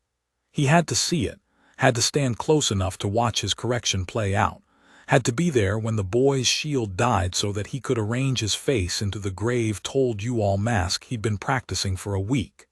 He had come down to watch a child be unmade. And the beam caught him full, on the open ramp, in the third watch, with the slipped chain of his own young Vharok still coiled and hanging from his hand. There was no denying it. That was the thing Vorik had built, and it was built perfectly. Kroll stood pinned in the light on the ramp with the chain in his fist and the whole plan naked around him. The slipped kennel 2 decks up, the young beast in the yard, the children asleep, the boy in the open, and there was not one story left for him to tell. He could not say the beast had slipped its own chain because the chain was in his hand. He could not say he had come to help because he had come down the ramp toward the yard, not away from it, and the bows had watched him do it. He could not say anything at all. And on the far side of the yard, at the edge of the light, in his dragging campaign cloak, stood Warlord Talvik Vorik, who had come down from the fleet in the dark to see it with his own eyes, so that no officer could ever say the War Master had taken it on report. Warden Kroll, Vorik said. His voice carried across the yard flat and cold and final. Stand very still. There is a boy in that yard who has just talked your beast out of your murder, and there is another beast beside him that would cross this ground in 3 strides if I let it off the word I am about to give, and I will tell you the truth, Sarn. I have not yet decided whether to give it. So stand very still, and let me look at you a moment, and understand that every warrior on that gantry saw the chain in your hand. Kroll did not stand still. Sarek saw it coming the way you see a landslide start. A small wrong movement, high on the slope, that means the whole face is about to come down. Kroll had spent 40 years never accepting a loss, and here was a loss he could not plan past, could not deny, could not rebuild from, and Sarek watched the last of the Beast Warden's reason go out of him, and the thing underneath take the wheel. Kroll dropped the chain. His hand went to his sidearm, not toward Vorik. Even now, even unmade, some old reflex would not point a weapon at the War Master. His hand went, and his weapon came up, and it came up toward the yard, toward the ember-lit center of everything he hated, toward the one-armed human child who had made his whole life small. Toward Tio. And two beasts moved as one. Sarek would tell it in the amber hours for the rest of his life, and he would never find the words that carried it. The old beast and the young one, Cinder and the nameless dark thing the boy had just called Buddy in the dark. They had been a heartbeat before, a shield and a stray, one guarding a ladder and one broken open under a soft hand. And then Kroll's weapon came up toward the boy, and there was no shield and no stray. There was only pack, and the pack had a threat in its sight and a small one at its center, and it did the thing the doctrine had been trying to describe for 1,000 years. Sarek did not see the end of it. Vorik gave the word, one word, lo, and Sarek never afterward asked him which word or whether it mattered. And the light on the gantry swung mercifully up and off the ramp and into the black sky, because there are things a warlord does not make his warriors witness even when justice is being done, and the yard went back to ember dark, and the sounds that came out of that dark were short. And Sarek put himself in front of the boy and turned the boy's face into his own shoulder, so that whatever the child had already seen, he would not have to see the rest. "Don't look," Sarek told him, low, a hand on the back of the ash-gray head the way he'd seen Del do it. "Don't look, Tio, it's over, the small one's safe, you held, don't look." The boy did not look. He stood shaking against the underwarden's chest with his ruined arm between them, and up in the loft a child's voice called down thin and frightened into the dark, "Tio, Tio." And the boy lifted his head at that, only at that, and called back up steady as anything, steady as the crate, steady as the square. "I'm here, Nell, I'm here, stay small. I've got the rest. Go back to sleep." And the deadliest animals in the Cass ascendancy came back out of the dark to him, both of them, and pressed their heads to his sides. And the Beast Warden who had bred them to be nothing but weapons was gone off the ramp and out of the ledger of living things. And no one in that yard, human or Cass, mourned him. Del Marsh had asked the underwarden on the first night what her boy's worthiness would buy and what it would cost, because nothing said in front of everybody came free. She got her answer 3 days after the yard in the assembly ground, and it was not the answer she had braced for. She had braced for a wall. That was the truth she carried into that morning and did not speak, not even to Tio. She had lived under the ascendancy 4 years, and she had learned its arithmetic. That attention from the powerful was a debt, that being noticed was the first step toward being owned, and that a colony boy who had made himself the most talked-of thing in a warlord's fleet had, in her hard experience, simply changed the manner of his eventual disappearing. She had watched them take the colony. She had watched them take her sister's husband for a labor rotation he never came back from. She knew what the powerful did with the things they found remarkable. They used them up. So when the fleet called the whole colony to the assembly ground, and put the warlord on the dais, and stood Tio below it with the 2 beasts pressed to his sides and Del and Nell at his shoulder, Del kept her face still and her hand on Nell's collar, and waited to hear the shape of the wall. Vorik did not build a wall. 3 days ago, the warlord said, to the fleet and the colony both, in the trade camp so the humans would understand every word, "A warden of my own kennel loosed a beast in the dark to murder a child of this world, and to unmake a judgment I had made before you all. He is gone. I will not speak his name again, and neither will you. A warrior who spends the week to mend his own pride has unmade his own name and does not need me to do it. That is the small matter. Hear now the large one. He let the ground go quiet. For 400 years the ascendancy has done one thing to the worlds it finds. We loose a beast into the herd, and we watch what the herd does with its weak, and we sort the galaxy into pack and prey by the answer. The prey worlds, and every world has been a prey world, 400 years, without one exception. The prey worlds we leash and gate and mark as cattle in the ledger, and we tell ourselves we are sheltering them from the consequence of their own nature. That is the doctrine as my fleet has carried it. His slit eyes moved once to the boy below the dais. It is a lie we have told so long we forgot it was a lie. We were not sheltering anyone. We had become a people so afraid of our own softness that we spent 4 centuries proving, over and over on world after world, that we were the strong ones and everyone else was weak. Because as long as everyone else was weak, we never had to ask whether we ourselves had gone rotten at the root. Dell felt the ground shift around her. She had never heard a Cass say a thing like this. She had not known a Cass could. A boy of this world ran the wrong way, Vorik said. A soft-skinned grain hauler's whelp of the stock I had already written into the ledger as cattle, with the mark half drawn. He ran the wrong way, into the teeth, and he put his body over a child, and he told a killing beast that he had the rest.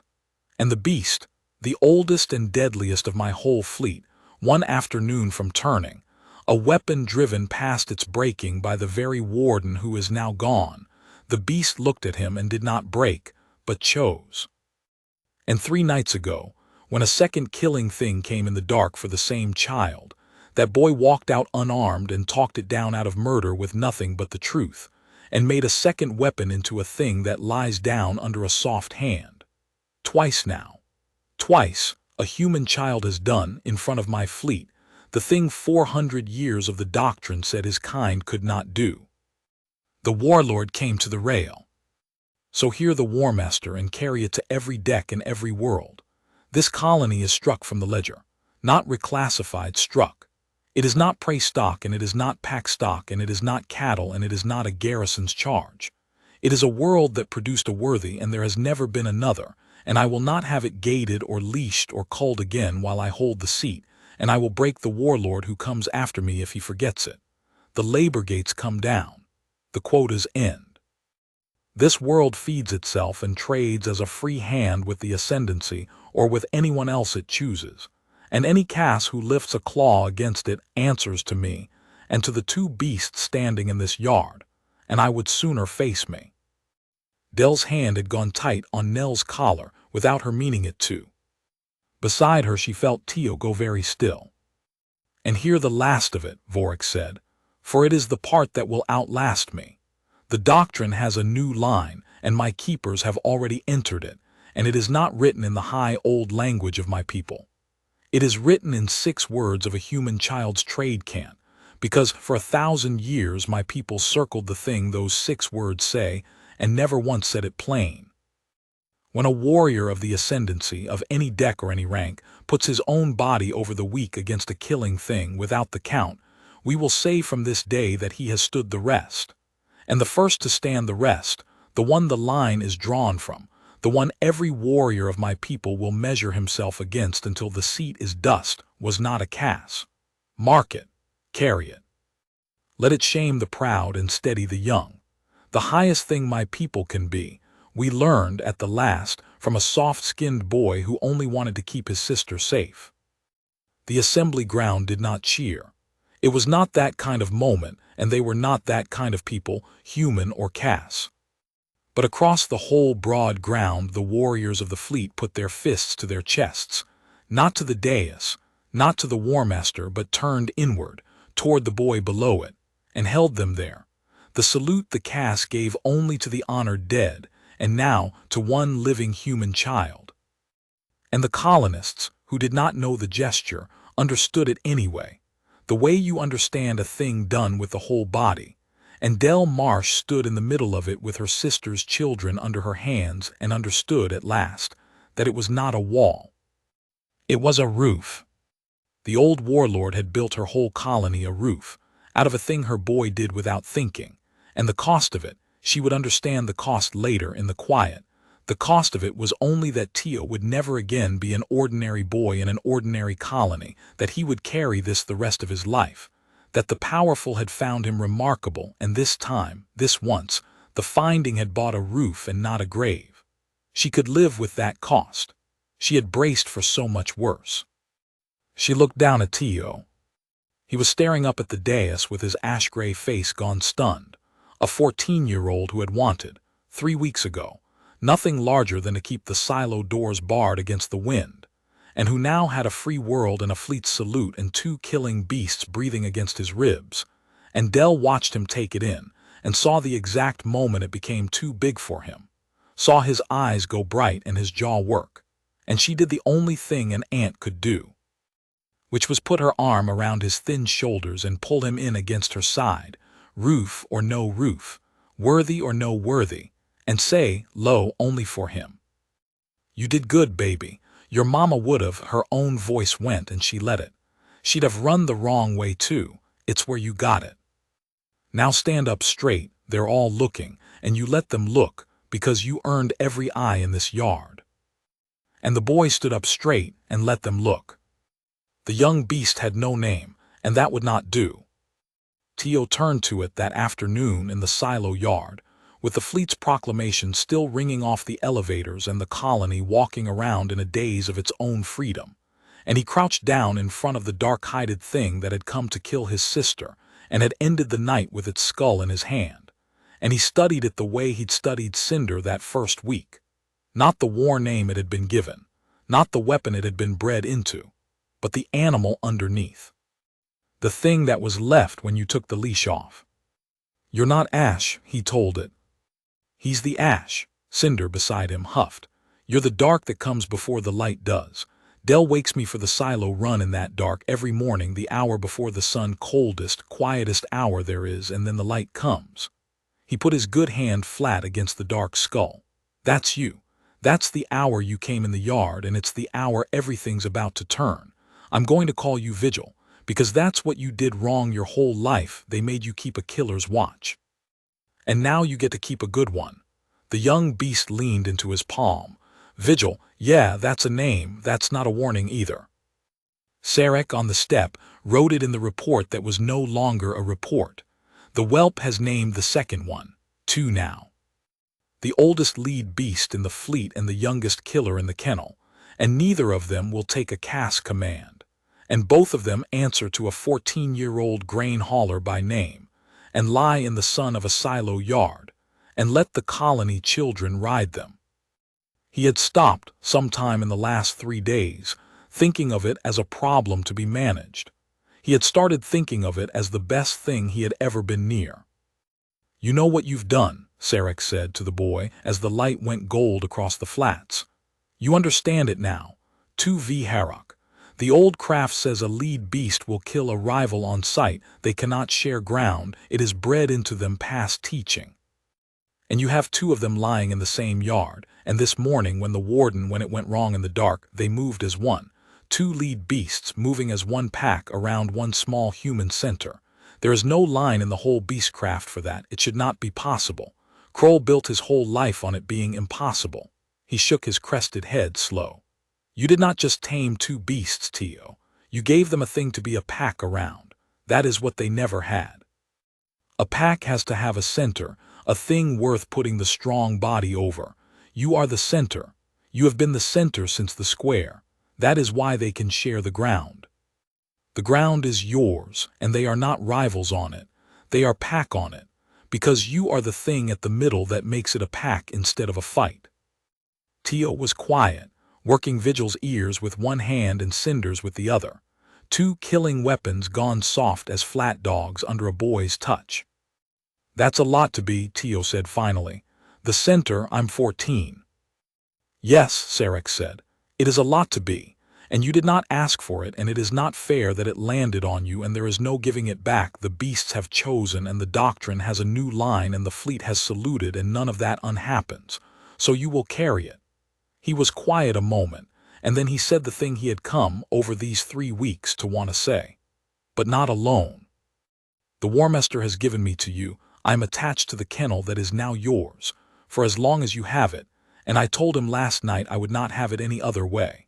And your aunt is a stone, that woman, harder than any warrior in my fleet, and your sister thinks you hung the sky, and this whole colony would run the wrong way for you now the way you ran it for them. He put his own scaled hand briefly on the boy's thin shoulder, the first time a Cass had touched him in kindness rather than healing. You are the center, Tio Marsh, but a center is only the middle of a pack. You have the pack, standing the rest is not a thing you do alone in the dark. It is a thing a pack does around the one worth standing for. You taught my whole people that. Let yourself learn it back. The boy looked at him for a long moment, and then he did a very human thing, a thing no Cass would have done, and that undid Sarek entirely. He leaned sideways, off balance, and put his ash-gray head briefly against the underwarden's scaled arm, the way a tired child leans on anything that will hold him, and Sarek held still and let him, and the two beasts watched, and the light went gold, and for the length of that lean there was no ledger and no doctrine and no ascendancy, only a yard and a boy, and the strange found family that had assembled itself around him out of the wreckage of a culling. The trouble came down from the sky again, as it always would, because a thing that unmakes 400 years of a people's certainty does not stay quiet on one small colony, and the ascendancy was very large, and not all of it was Vorik. Word of the human worthy ran the fleet lanes faster than any courier. It ran to the border stations and the shipyards and the deep garrisons, and everywhere it ran it split the Cass who heard it into two camps, the way a struck rail splits a note. The young warriors, mostly, took it up, standing the rest passed deck to deck like a fever, and there was something in it that the young of a hard people had been hungry for without knowing, some permission to be strong the way that lay down over the weak instead of the way that only crushed. But the old guard, the wardens and the shipmasters who had built there standing on the ledger and the leash, heard the same words and went cold, because if a soft skin could be worthy then, their whole lives had been spent proving nothing, and there is no hatred like the hatred of a proud man told his pride was empty. The coldest of them was Warlord Draska Sakoth, and he commanded the Second Fleet, and he did not wait for word to reach him. He came.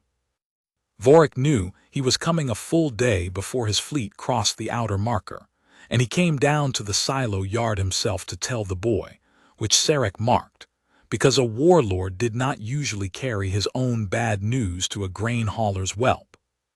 Sakoth will make the colony a station, Vorik said, without softening it. He had learned these weeks that the boy took a thing straight better than he took it wrapped. He commands the Second Fleet and he holds half my own officers' respect, and he thinks I have gone soft in my last years and disgraced the seat. He is not wrong that I am in my last years. He is wrong about the rest.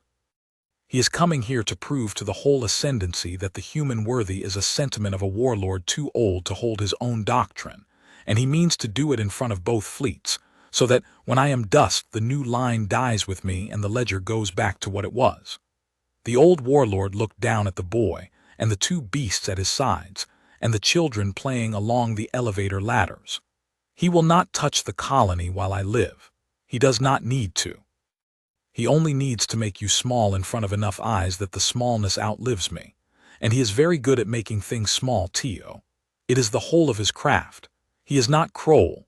He will not scheme in the dark and get caught with a chain in his hand. He will do it in the open, in the light, cleanly, and he will make it look like honor, and you will have no beast in the dark to talk down and no traitor to expose. You will have only a proud warlord and two fleets watching and the truth. I cannot fight him for you. If I fight him for you, I prove his whole point that the worthy is my pet and not a worthy at all. He was quiet. You will have to stand this one on your own ground. I do not know if that is enough against Sakoth. I only know it is the only ground you have, and it is the only ground he has never stood on, and I have learned these weeks not to bet against it. Tio listened to all of it with his hand on Cinder's crest, and when the warlord was done, he was quiet a while, working it the way he worked everything, without hurry. "What does he think worthy means?" Tio said finally. "Sockoth, what's he coming here believing it is?" Vorik considered the question.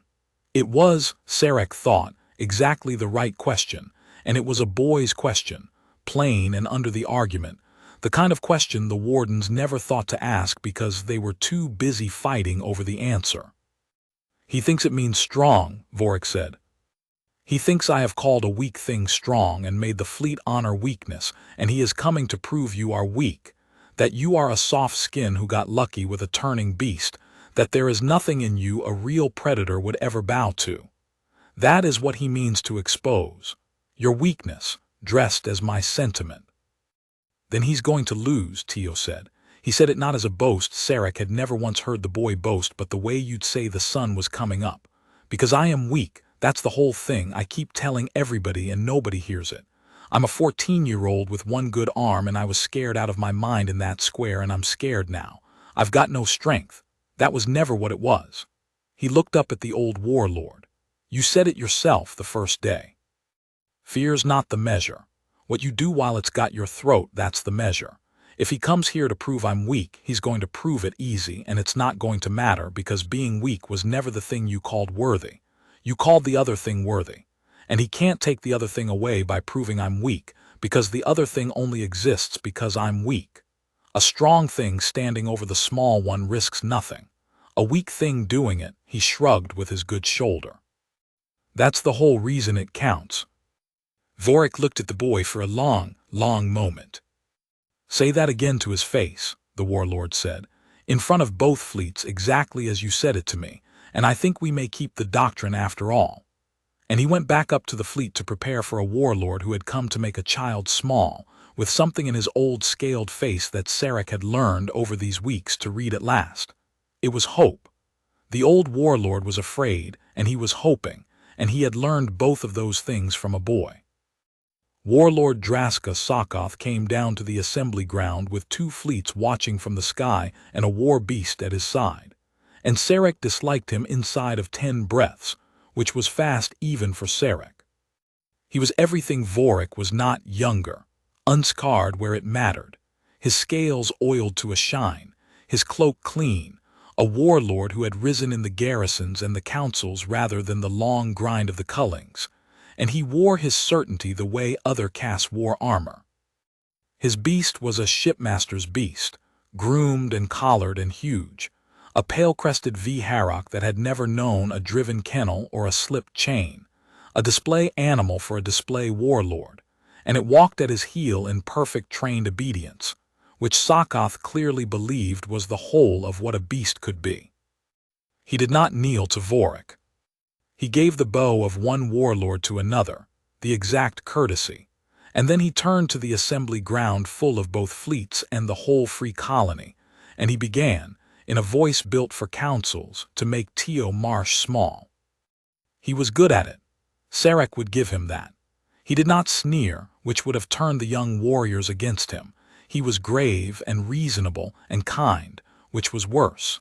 He spoke of Vorik's long service and great age with elaborate respect, so that every word of praise was also a reminder that the old warlord was ending.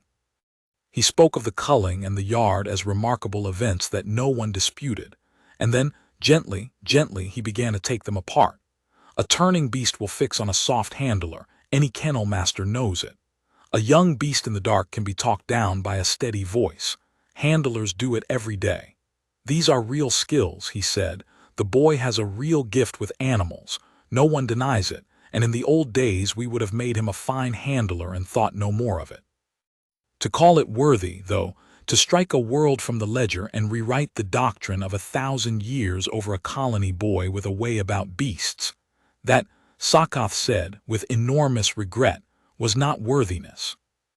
That was an old warlord in his last years, so hungry to be proven wrong about his own people's hardness, that he mistook a stockman's knack for the highest mark the ascendancy owns."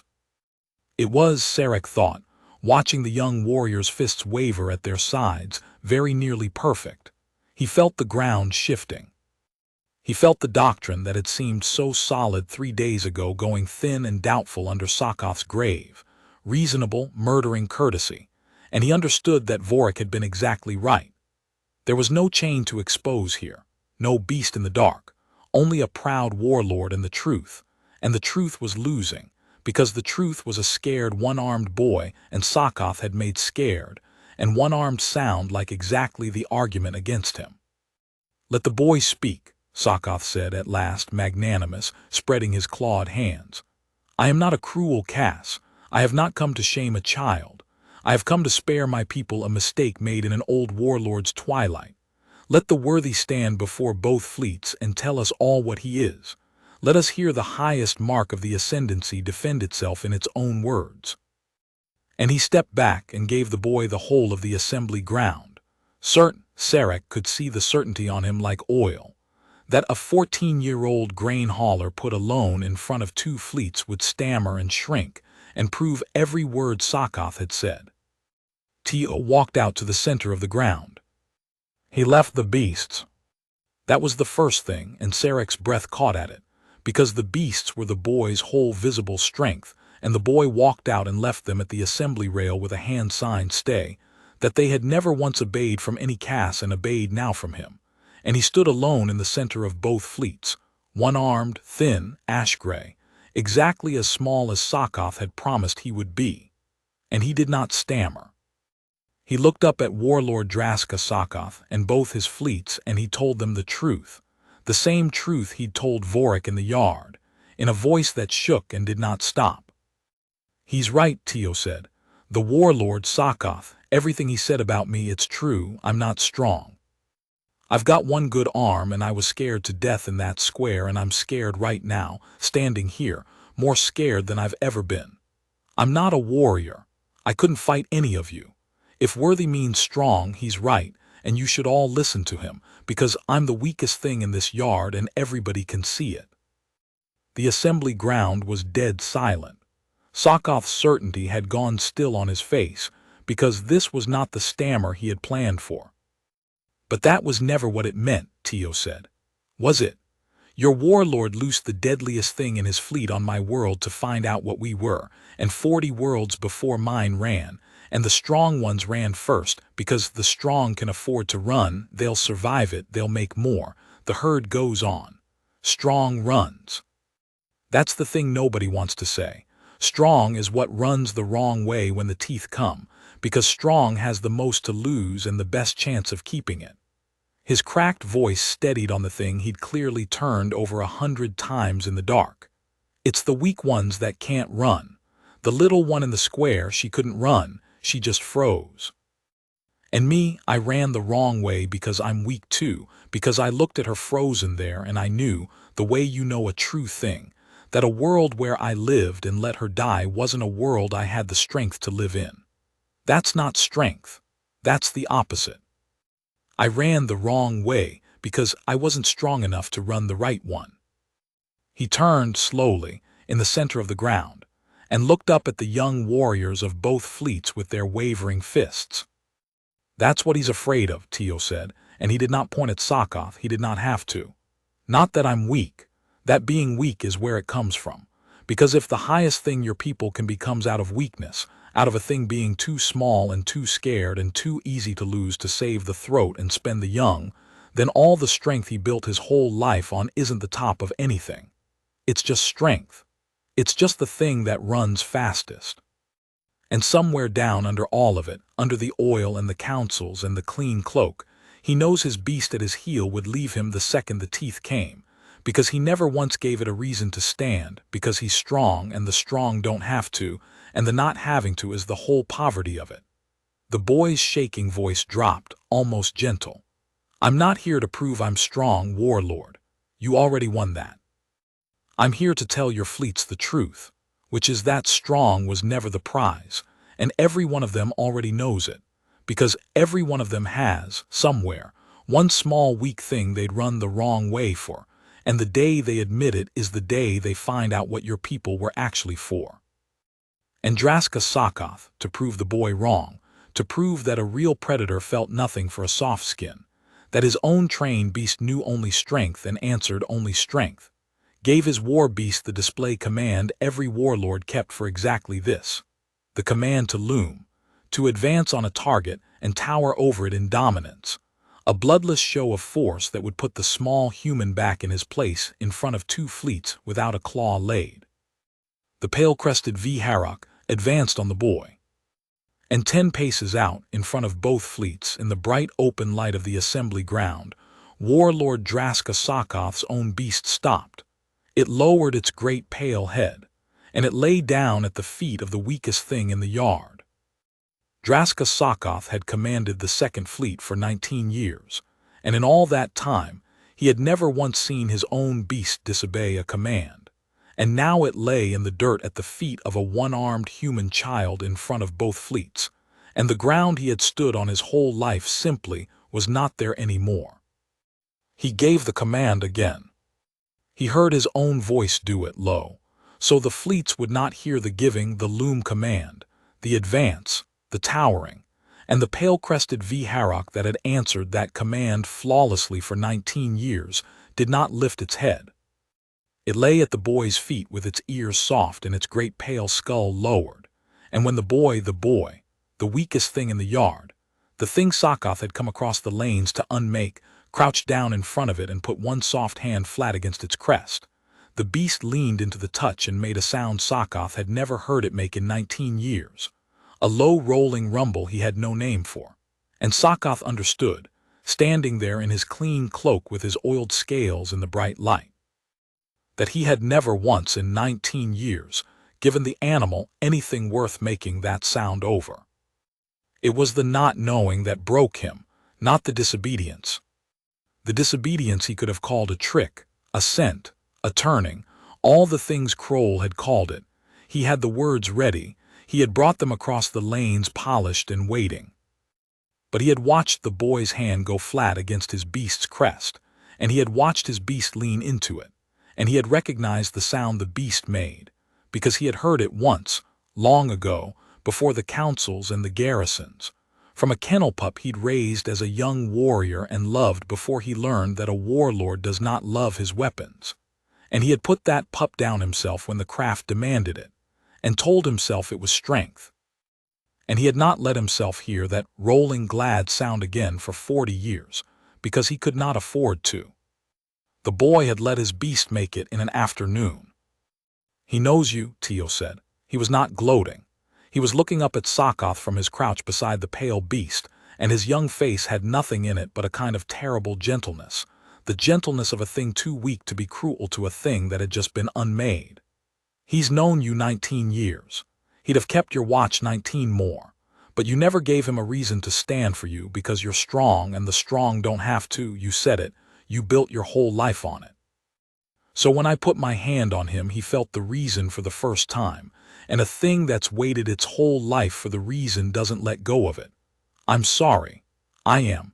It's not a good thing to find out in front of everybody. Nobody should find it out in front of everybody." And the boy meant it, and every Cass in both fleets could see that he meant it, and that was the final unmaking of Draska Sokoth. Not that his beast had shamed him, but that the human child had watched it happen and been sorry for him. Sokoth stood in the light a long moment. He was a proud Cass, prouder than Kroll, prouder than any warlord living, and there were exactly 2 things he could do, and everyone in both fleets knew what they were. He could do what Kroll had done, deny the thing his own eyes had shown him, call it a trick, reach for the words he'd brought and the strength he'd built and go to his grave defending a wall that had already fallen. That was one road, and it was Kroll's road, and it ended, sooner or later, with a chain in the dark and a name struck from the ledger.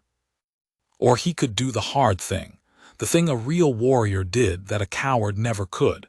He could kneel. Draska Sokoth looked down at his own beast lying at the boy's feet, and he looked at the 2 fleets watching, and he looked last at old Vorik on the dais, who was not gloating either, who was only watching him with the flat patience of a warlord who had learned this same lesson himself, weeks ago, by a cold fire pit from the same small ash-gray child. And Sokoth, to his lasting credit, took the hard road. He crossed the assembly ground.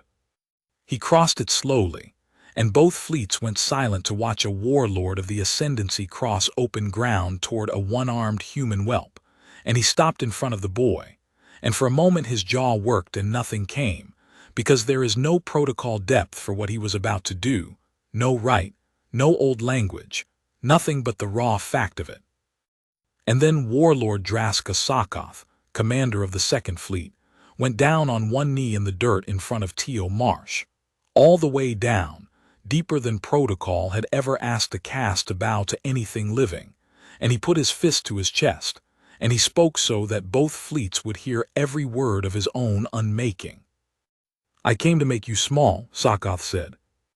"I have been made small instead by my own beast in front of my own fleet, and it is just, and I will not deny it, because a caste who denies what his own eyes have shown him is the thing I called you, and I find I would rather be unmade honestly than be that." He lifted his head. "You are worthy. I was wrong and Vorik was right, and the doctrine's new line is a true line, and I will carry it to the Second Fleet with my own mouth, and any warden of mine who spits on it will answer to me. I have kept a killer's watch my whole life and called it strength. Teach my people to keep a good one. That is the only thing I have left worth asking, and I am asking it of the weakest thing in this yard on my knee, and I have never in my life meant anything more." Teo helped him up. That was the thing Sarek carried longest of all, longer than the square, longer than the yard, longer than any of it, the boy reaching out his one good arm to a kneeling warlord and helping him to his feet, the way you'd help old Merk up off the granary floor, and saying low, only a little of it carrying, "You don't have to kneel to me. Nobody does. That's the whole point. Get up. Come see them properly, this one's Cinder, that one's Vigil, and yours needs a name too now, doesn't he, and it's yours to give, so you'd better start thinking. Come on, get up." And the two fleets watched the weakest thing in the yard lift a warlord off his knee, and something changed in the ascendancy that afternoon that did not change back. Vorik sealed it that same day, while both fleets were gathered and the thing was fresh, because an old warlord knew that a doctrine written once and left to cool could be unwritten by whoever held the seat next, and he did not intend to leave it to cool. He did it without ceremony, which was itself the point. He came to the rail of the dais with Sokoth standing at his right hand, Sokoth, whose presence there said more than any decree, because every officer in both fleets knew what it had cost the Second Fleet's warlord to stand in that place after the morning he'd had, and Vorik spoke plainly to the gathered strength of the ascendancy. "I am old," he said. "I will not hold this seat many more seasons, and every warlord here knows it, and some of you have been counting the seasons for a while now, which is only sense. A fleet must think of its next hand. So hear me while the hand is still mine. The new line stays. The colony stays free. And I am binding it past my own life in the only way a warlord can bind a thing. I am tying it to a beast, because my people trust the beasts to judge where we no longer trust ourselves." He looked down at the boy and the pack in the yard. "The whole craft rests on one law. A lead beast cannot be commanded by any but the one it has chosen, and it chooses only once, and it does not choose wrong. Every warden here has staked his life on that law 1,000 times. Good. Then here is the binding. The oldest lead beast in my fleet has chosen this boy. The youngest killer in my kennel has chosen this boy. And this morning the finest beast in the Second Fleet chose him too, in front of you all, over its own warlord of 19 years. 3 lead beasts of 3 kennels, choosing one human center, and the craft says the beasts do not choose wrong.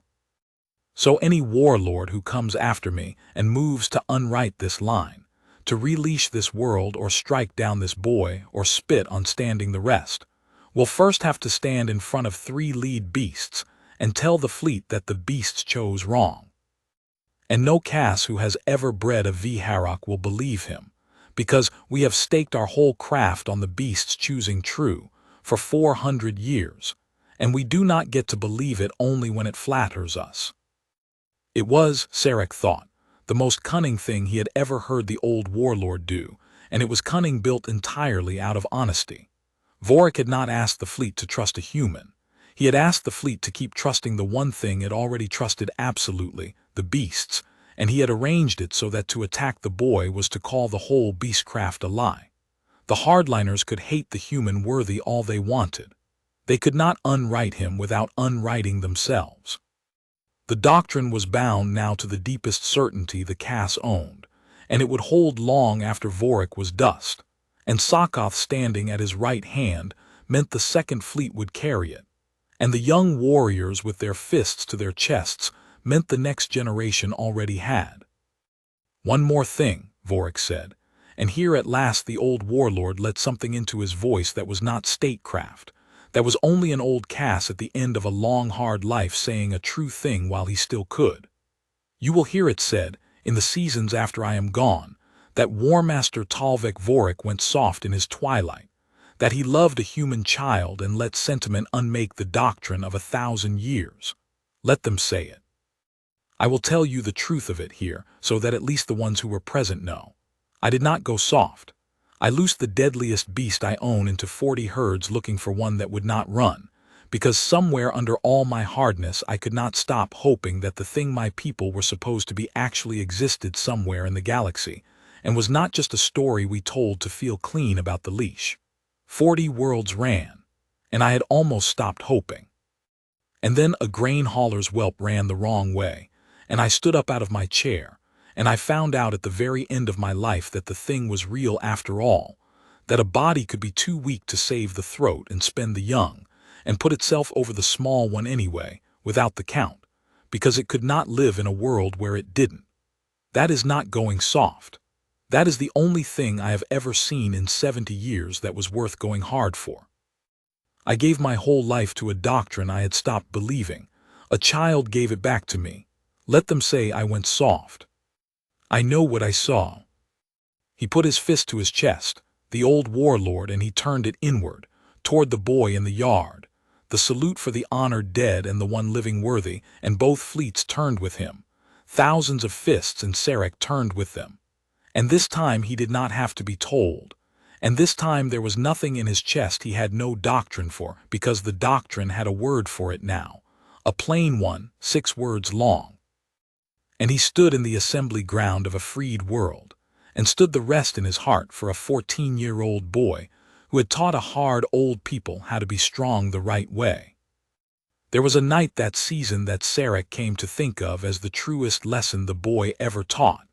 And it was taught not to a fleet but to one hard warlord and one under-warden, in a flat storm, over the pen animals, and it had no witnesses among the humans at all. Sokkoth was down on one of his visits. He came the way he'd promised, between the endless business of the Second Fleet, and he was learning, slowly. The thing the boy had said was easy and hard at once, sitting in the dirt letting ember make the glad sound over him and looking, each visit, a little less like a warlord and a little more like a Cass. He was there the night the storm came off the flats, one of the bad ones, the kind that turned the whole horizon to a wall of grit and drove everything living toward the shelter of the silos, including the driftcat. It came down out of the storm the way the storms drove them, a native thing of that world, lean and pale and long, a flat predator that hunted the pen goats in the hard seasons and mostly kept to the ridges, and this one was starving and storm-driven, and it came straight for the pens where the colony's goats were huddled. And the pens, that night, had children in them.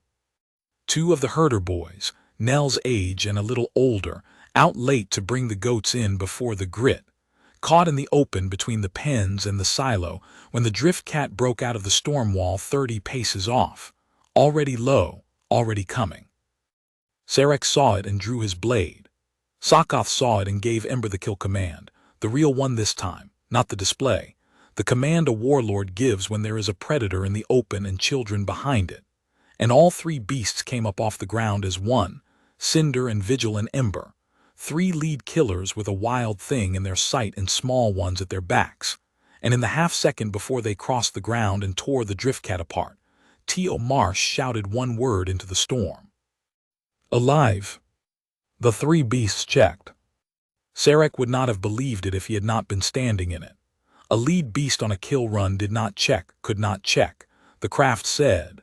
The drive was past teaching once it committed, and three of them on three converging lines hauled themselves out of the kill in a single stride at the sound of the boy's voice, and did not stop moving, but changed what the moving was for. They did not close on the drift cat's throat.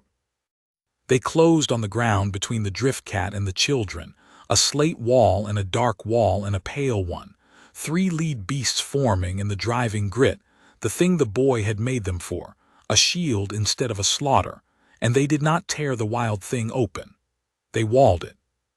They put themselves between it and the small ones, and they made the ancient sound, all three, a wall of warning across the mouth of the den, and the starving storm-driven drift cat slid to a stop in the grit, an arm's length from three deaths, and understood, in whatever way a hungry thing understands, that this ground was closed. T.O. came through the storm to the herder boys and got his body between them and the wall of beasts and the wild thing beyond it, and he crouched there in the grit and the wind, and he did the thing. Easy, he called, out past his own beasts to the drift cat, the same voice, the freight night voice, thrown into the teeth of the storm. Easy, I know. You're starving and it's a bad night and you smelled the goats and there's no shame in it, that's just what you are. But not these, not the small ones. There's a ridge carcass I'll have Sarek drag out past the west pen come light, I swear it, enough to see you through the storm, but not tonight, not here, not them. Go back up the ridge, buddy. Go on. I've got the rest. Go on. The drift cat looked at the wall of beasts. It looked at the boy behind them. And it turned and went back into the storm the way it had come, alive, hungry, unharmed. And the three lead beasts held their wall until it was gone, and then came back through the grit to the boy and pressed their heads to his sides. And Tia gathered the two shaking herder boys under his arms and walked them in through the storm to the silo where Dell was already at the door with a lamp. And never once, that Sarek saw, did it occur to the boy that he had done anything a body wouldn't. Sockoth stood in the storm a long time after, with the grit driving against his old scales. And when he finally came in, he found Sarek at the silo door, and he said a thing Sarek carried alongside all the rest of it. I gave Ember the kill, Sockoth said. It was the right command. A predator in the open, children behind it, every warlord in the ascendancy gives that command, and every one of us would have, and the drift cat would be dead, and the children safe, and we would call it a good night's work and think no more of it. He looked out into the storm where the wild thing had gone. The boy gave a different command, alive. And his beasts checked a kill run to obey it, which the craft says is impossible, and they walled the thing instead of opening it, and the children are just as safe and nothing died, and in the morning he will send you to feed the very thing that came to eat his goats. He was quiet. I have spent my life believing the choice was between the children and the predator. Kill the one to save the others. That was the whole of what strength was for. And a 15-year-old just showed me in a storm that a thing strong enough, strong in the way he means, not the way I meant, does not have to make that choice at all. It can shield the small ones and spare the hungry one both. It only has to be strong enough to stand instead of strike. Sockoth shook his head slowly, the grit falling from his crest. We are a hard people, Underwarden. We have always been proud of how hard. I am only now, at the end of my pride, beginning to understand how much of our hardness was just that we were never strong enough to be gentle. And in the morning, Sarek dragged the ridge carcass out past the west pen, as the boy had sworn, and the drift cat had its storm meat and kept to its ridges after and never troubled the pens again. And that, Sarek thought, was standing the rest too, though no doctrine had a line for the sparing of a hungry wild thing, and perhaps someday one would, because the boy kept teaching them things their 1,000 years had missed, one small true act at a time. The pale beast did not leave with the second fleet. That was the one thing that had to be settled before Sockoth went, and Sarek watched them settle it in the silo yard the evening before the fleets parted, and it settled the whole shape of what came after. Sockoth had come to the yard to take his beast back. It was his, 19 years his, and a warlord did not leave a lead beast on a colony like a forgotten glove. And the beast had lain down at the boy's feet and would not rise for him. And Sockoth had stood there in the failing light with the last of his pride draining out through his boots, and Tio had watched him hurt and then done the thing he did. "He'll go back to you," Tio said, "but not yet and not like this. Right now if you take him he goes as a thing that got taken, and you'll both know it, and it'll be the same as before, a leash and a watch and nothing under it. That's no good for either of you." He crouched by the pale beast and worked its crest, thinking, "Leave him with me a season. I'll teach you both. You come when you can between whatever a warlord does, and I'll show you the thing you never got shown how to be worth standing for. It's not hard. It's the easiest thing in the galaxy and the hardest all at once. And at the end of the season, when he chooses you back, he'll choose you, not the collar, you. And then you'll have the thing I've got, and you'll understand why your whole fleet's been saying 6 words in the mess, and you'll be a better warlord than the one who came here to make me small." Tio looked up. "His name's Ember, by the way. I know it's yours to give, but he's been waiting 19 years and I didn't think you'd mind me starting. Ember, because he's the thing that was still warm under all that ash. Same as you." Sockoth had left Ember on the colony and gone back to his fleet a changed warlord, and he came, that season, more often than a warlord had any business coming. And Sarek watched a hard old commander of the Second Fleet learn to sit in the dirt of a silo yard and let a beast make the glad rolling sound over him, and learn it from a boy, and there was no ledger anywhere in the galaxy with a line for that either. The seasons turned, and the colony that had been struck from the ledger did the thing free worlds do, which is get on with the ordinary business of living, and Tio Marsh got on with it too, because that was the truest thing about him, and the thing the whole ascendancy could never quite get its mind around. That under the worthy and the doctrine and the 3 lead beasts, he remained exactly the boy who had run the wrong way and wanted nothing larger. The labor gates came down.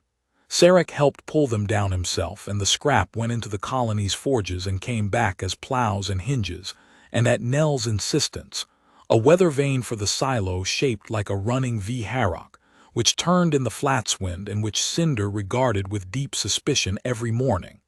The quotas ended. The colony fed itself and then fed more than itself, and traders came, real traders, free hands, the first who had ever come to that world without a fleet behind them. And the granary that old Merk had unloaded for 50 years unloaded ships from a dozen worlds, and Merk himself, who was too old to change and did not try, took to calling the deadliest animal in the ascendancy, that big dog of Tio's, and feeding it scraps at the granary door, and the big dog let him. Word ran the lanes.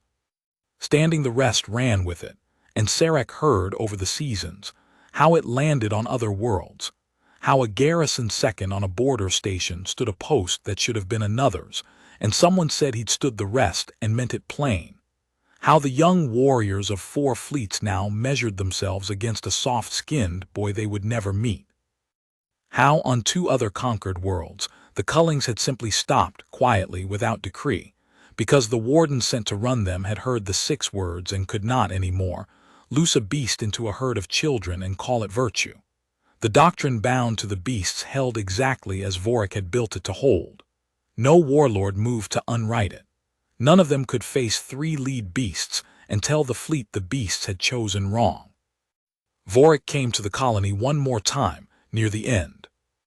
He was very old by then, and the season had gone hard on him, and he came down without escort the way he had that first cold night, and he and the boy sat by a fire pit that Tio lit and fed so the old warlord would not have to talk in the dark. They did not say very much. There was not very much left to say that the weeks had not already said. Cinder lay across the old Cass's feet. The beast had decided, somewhere in the seasons, that Vorik was Pack, the only Cass but Sarek it had ever decided that about, and the old warlord sat with the deadliest animal in his fleet, keeping his feet warm, and looked into the fire a long time. "They'll do it right when I'm gone," Vorik said. It was not quite a question. "Sockoth will," Tio said. "Sarek will, the young ones will. You built it so they can't do it wrong without calling themselves liars. That's the strongest thing anybody ever built. It'll hold." He put another block of stalk on the fire. "You didn't go soft, whatever they say. I'll tell anybody who says it I was there. You went hard for the right thing at the end when it would have been easier to keep the leash. That's not soft, that's the other thing. That's the thing you looked 40 worlds for, and it turned out you had it in you the whole time, or you'd never have gone looking." The old warlord looked at the boy across the fire for a long moment, and then he did a thing Sarek, watching from the dark, had never seen Talvik Vorik do in 11 years of service. He reached across the fire pit and put his old scaled hand flat on the boy's ash-gray head, the way the boy laid his hand on the beast's, not a pat, not a blessing, only a thing done with the whole hand, a steadying, a thanks that had no words big enough. And the boy let him. And that was the last time the two of them sat by a fire. And when the old warlord went back up to his fleet that night, he went the way he'd first come, alone, an old Cass in a dragging cloak, and neither of them said a farewell, because neither of them was the kind that did, and both of them knew. Sarek did not tell Tio when the word came, some weeks later down the lanes. He did not have to.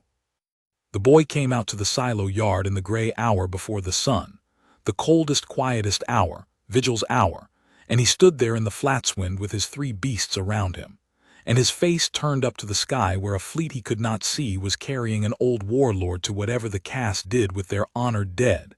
And he did not weep where the colony could see him, because he had learned that lesson from his aunt, from a hard people, from a hard 4 years. But Sarek saw his shoulders.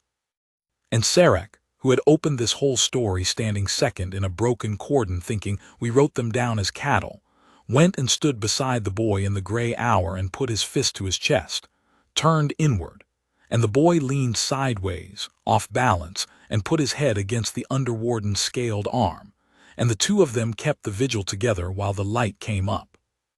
He was 15 by then, and he would go on being a boy a while yet, which was the whole mercy of it, that the thing had come to him young and left him young, that the galaxy had rearranged itself around Tio Marsh, and Tio Marsh had gone on barring the silo doors against the wind. That was where Sarek found him most nights at the end of it all, not on a dais, not in a council. In the loft above the family board, on the freight nights when the shuttles came in low, and the noise still frightened Nell, though she was getting too old to admit it. The boy would climb up to her in the dark with one good arm and one that ached in the cold and would never be quite right again, and he would settle beside his sister while the shuttles howled over the roof, and Sarek, passing below with the beasts, would hear the same 6 words drift down through the boards that had gone across the ascendancy and into the doctrine of 1,000-year people, and off the tongues of 4 fleets of warriors. The same 6 words, said the same plain way. To the one small scared thing they had always been for. "Stay small," the boy would say in the dark to his sister. "I've got the rest." And below the loft, the 3 lead beasts of 3 kennels would settle in the yard around the silo, a slate one and a dark one and a pale one, the deadliest animals in the galaxy lying down in the wind with the colony's children safe behind them, keeping a good watch at last. And above them, a free world would turn under a sky that no longer sent beasts to test whether its people would run.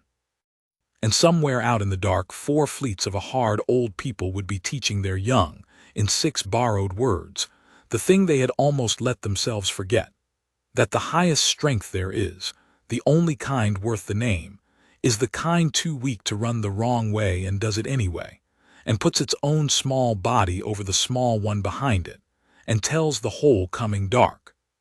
Without the count, without the odds, without a single thing in its hands but the truth. "I've got the rest,"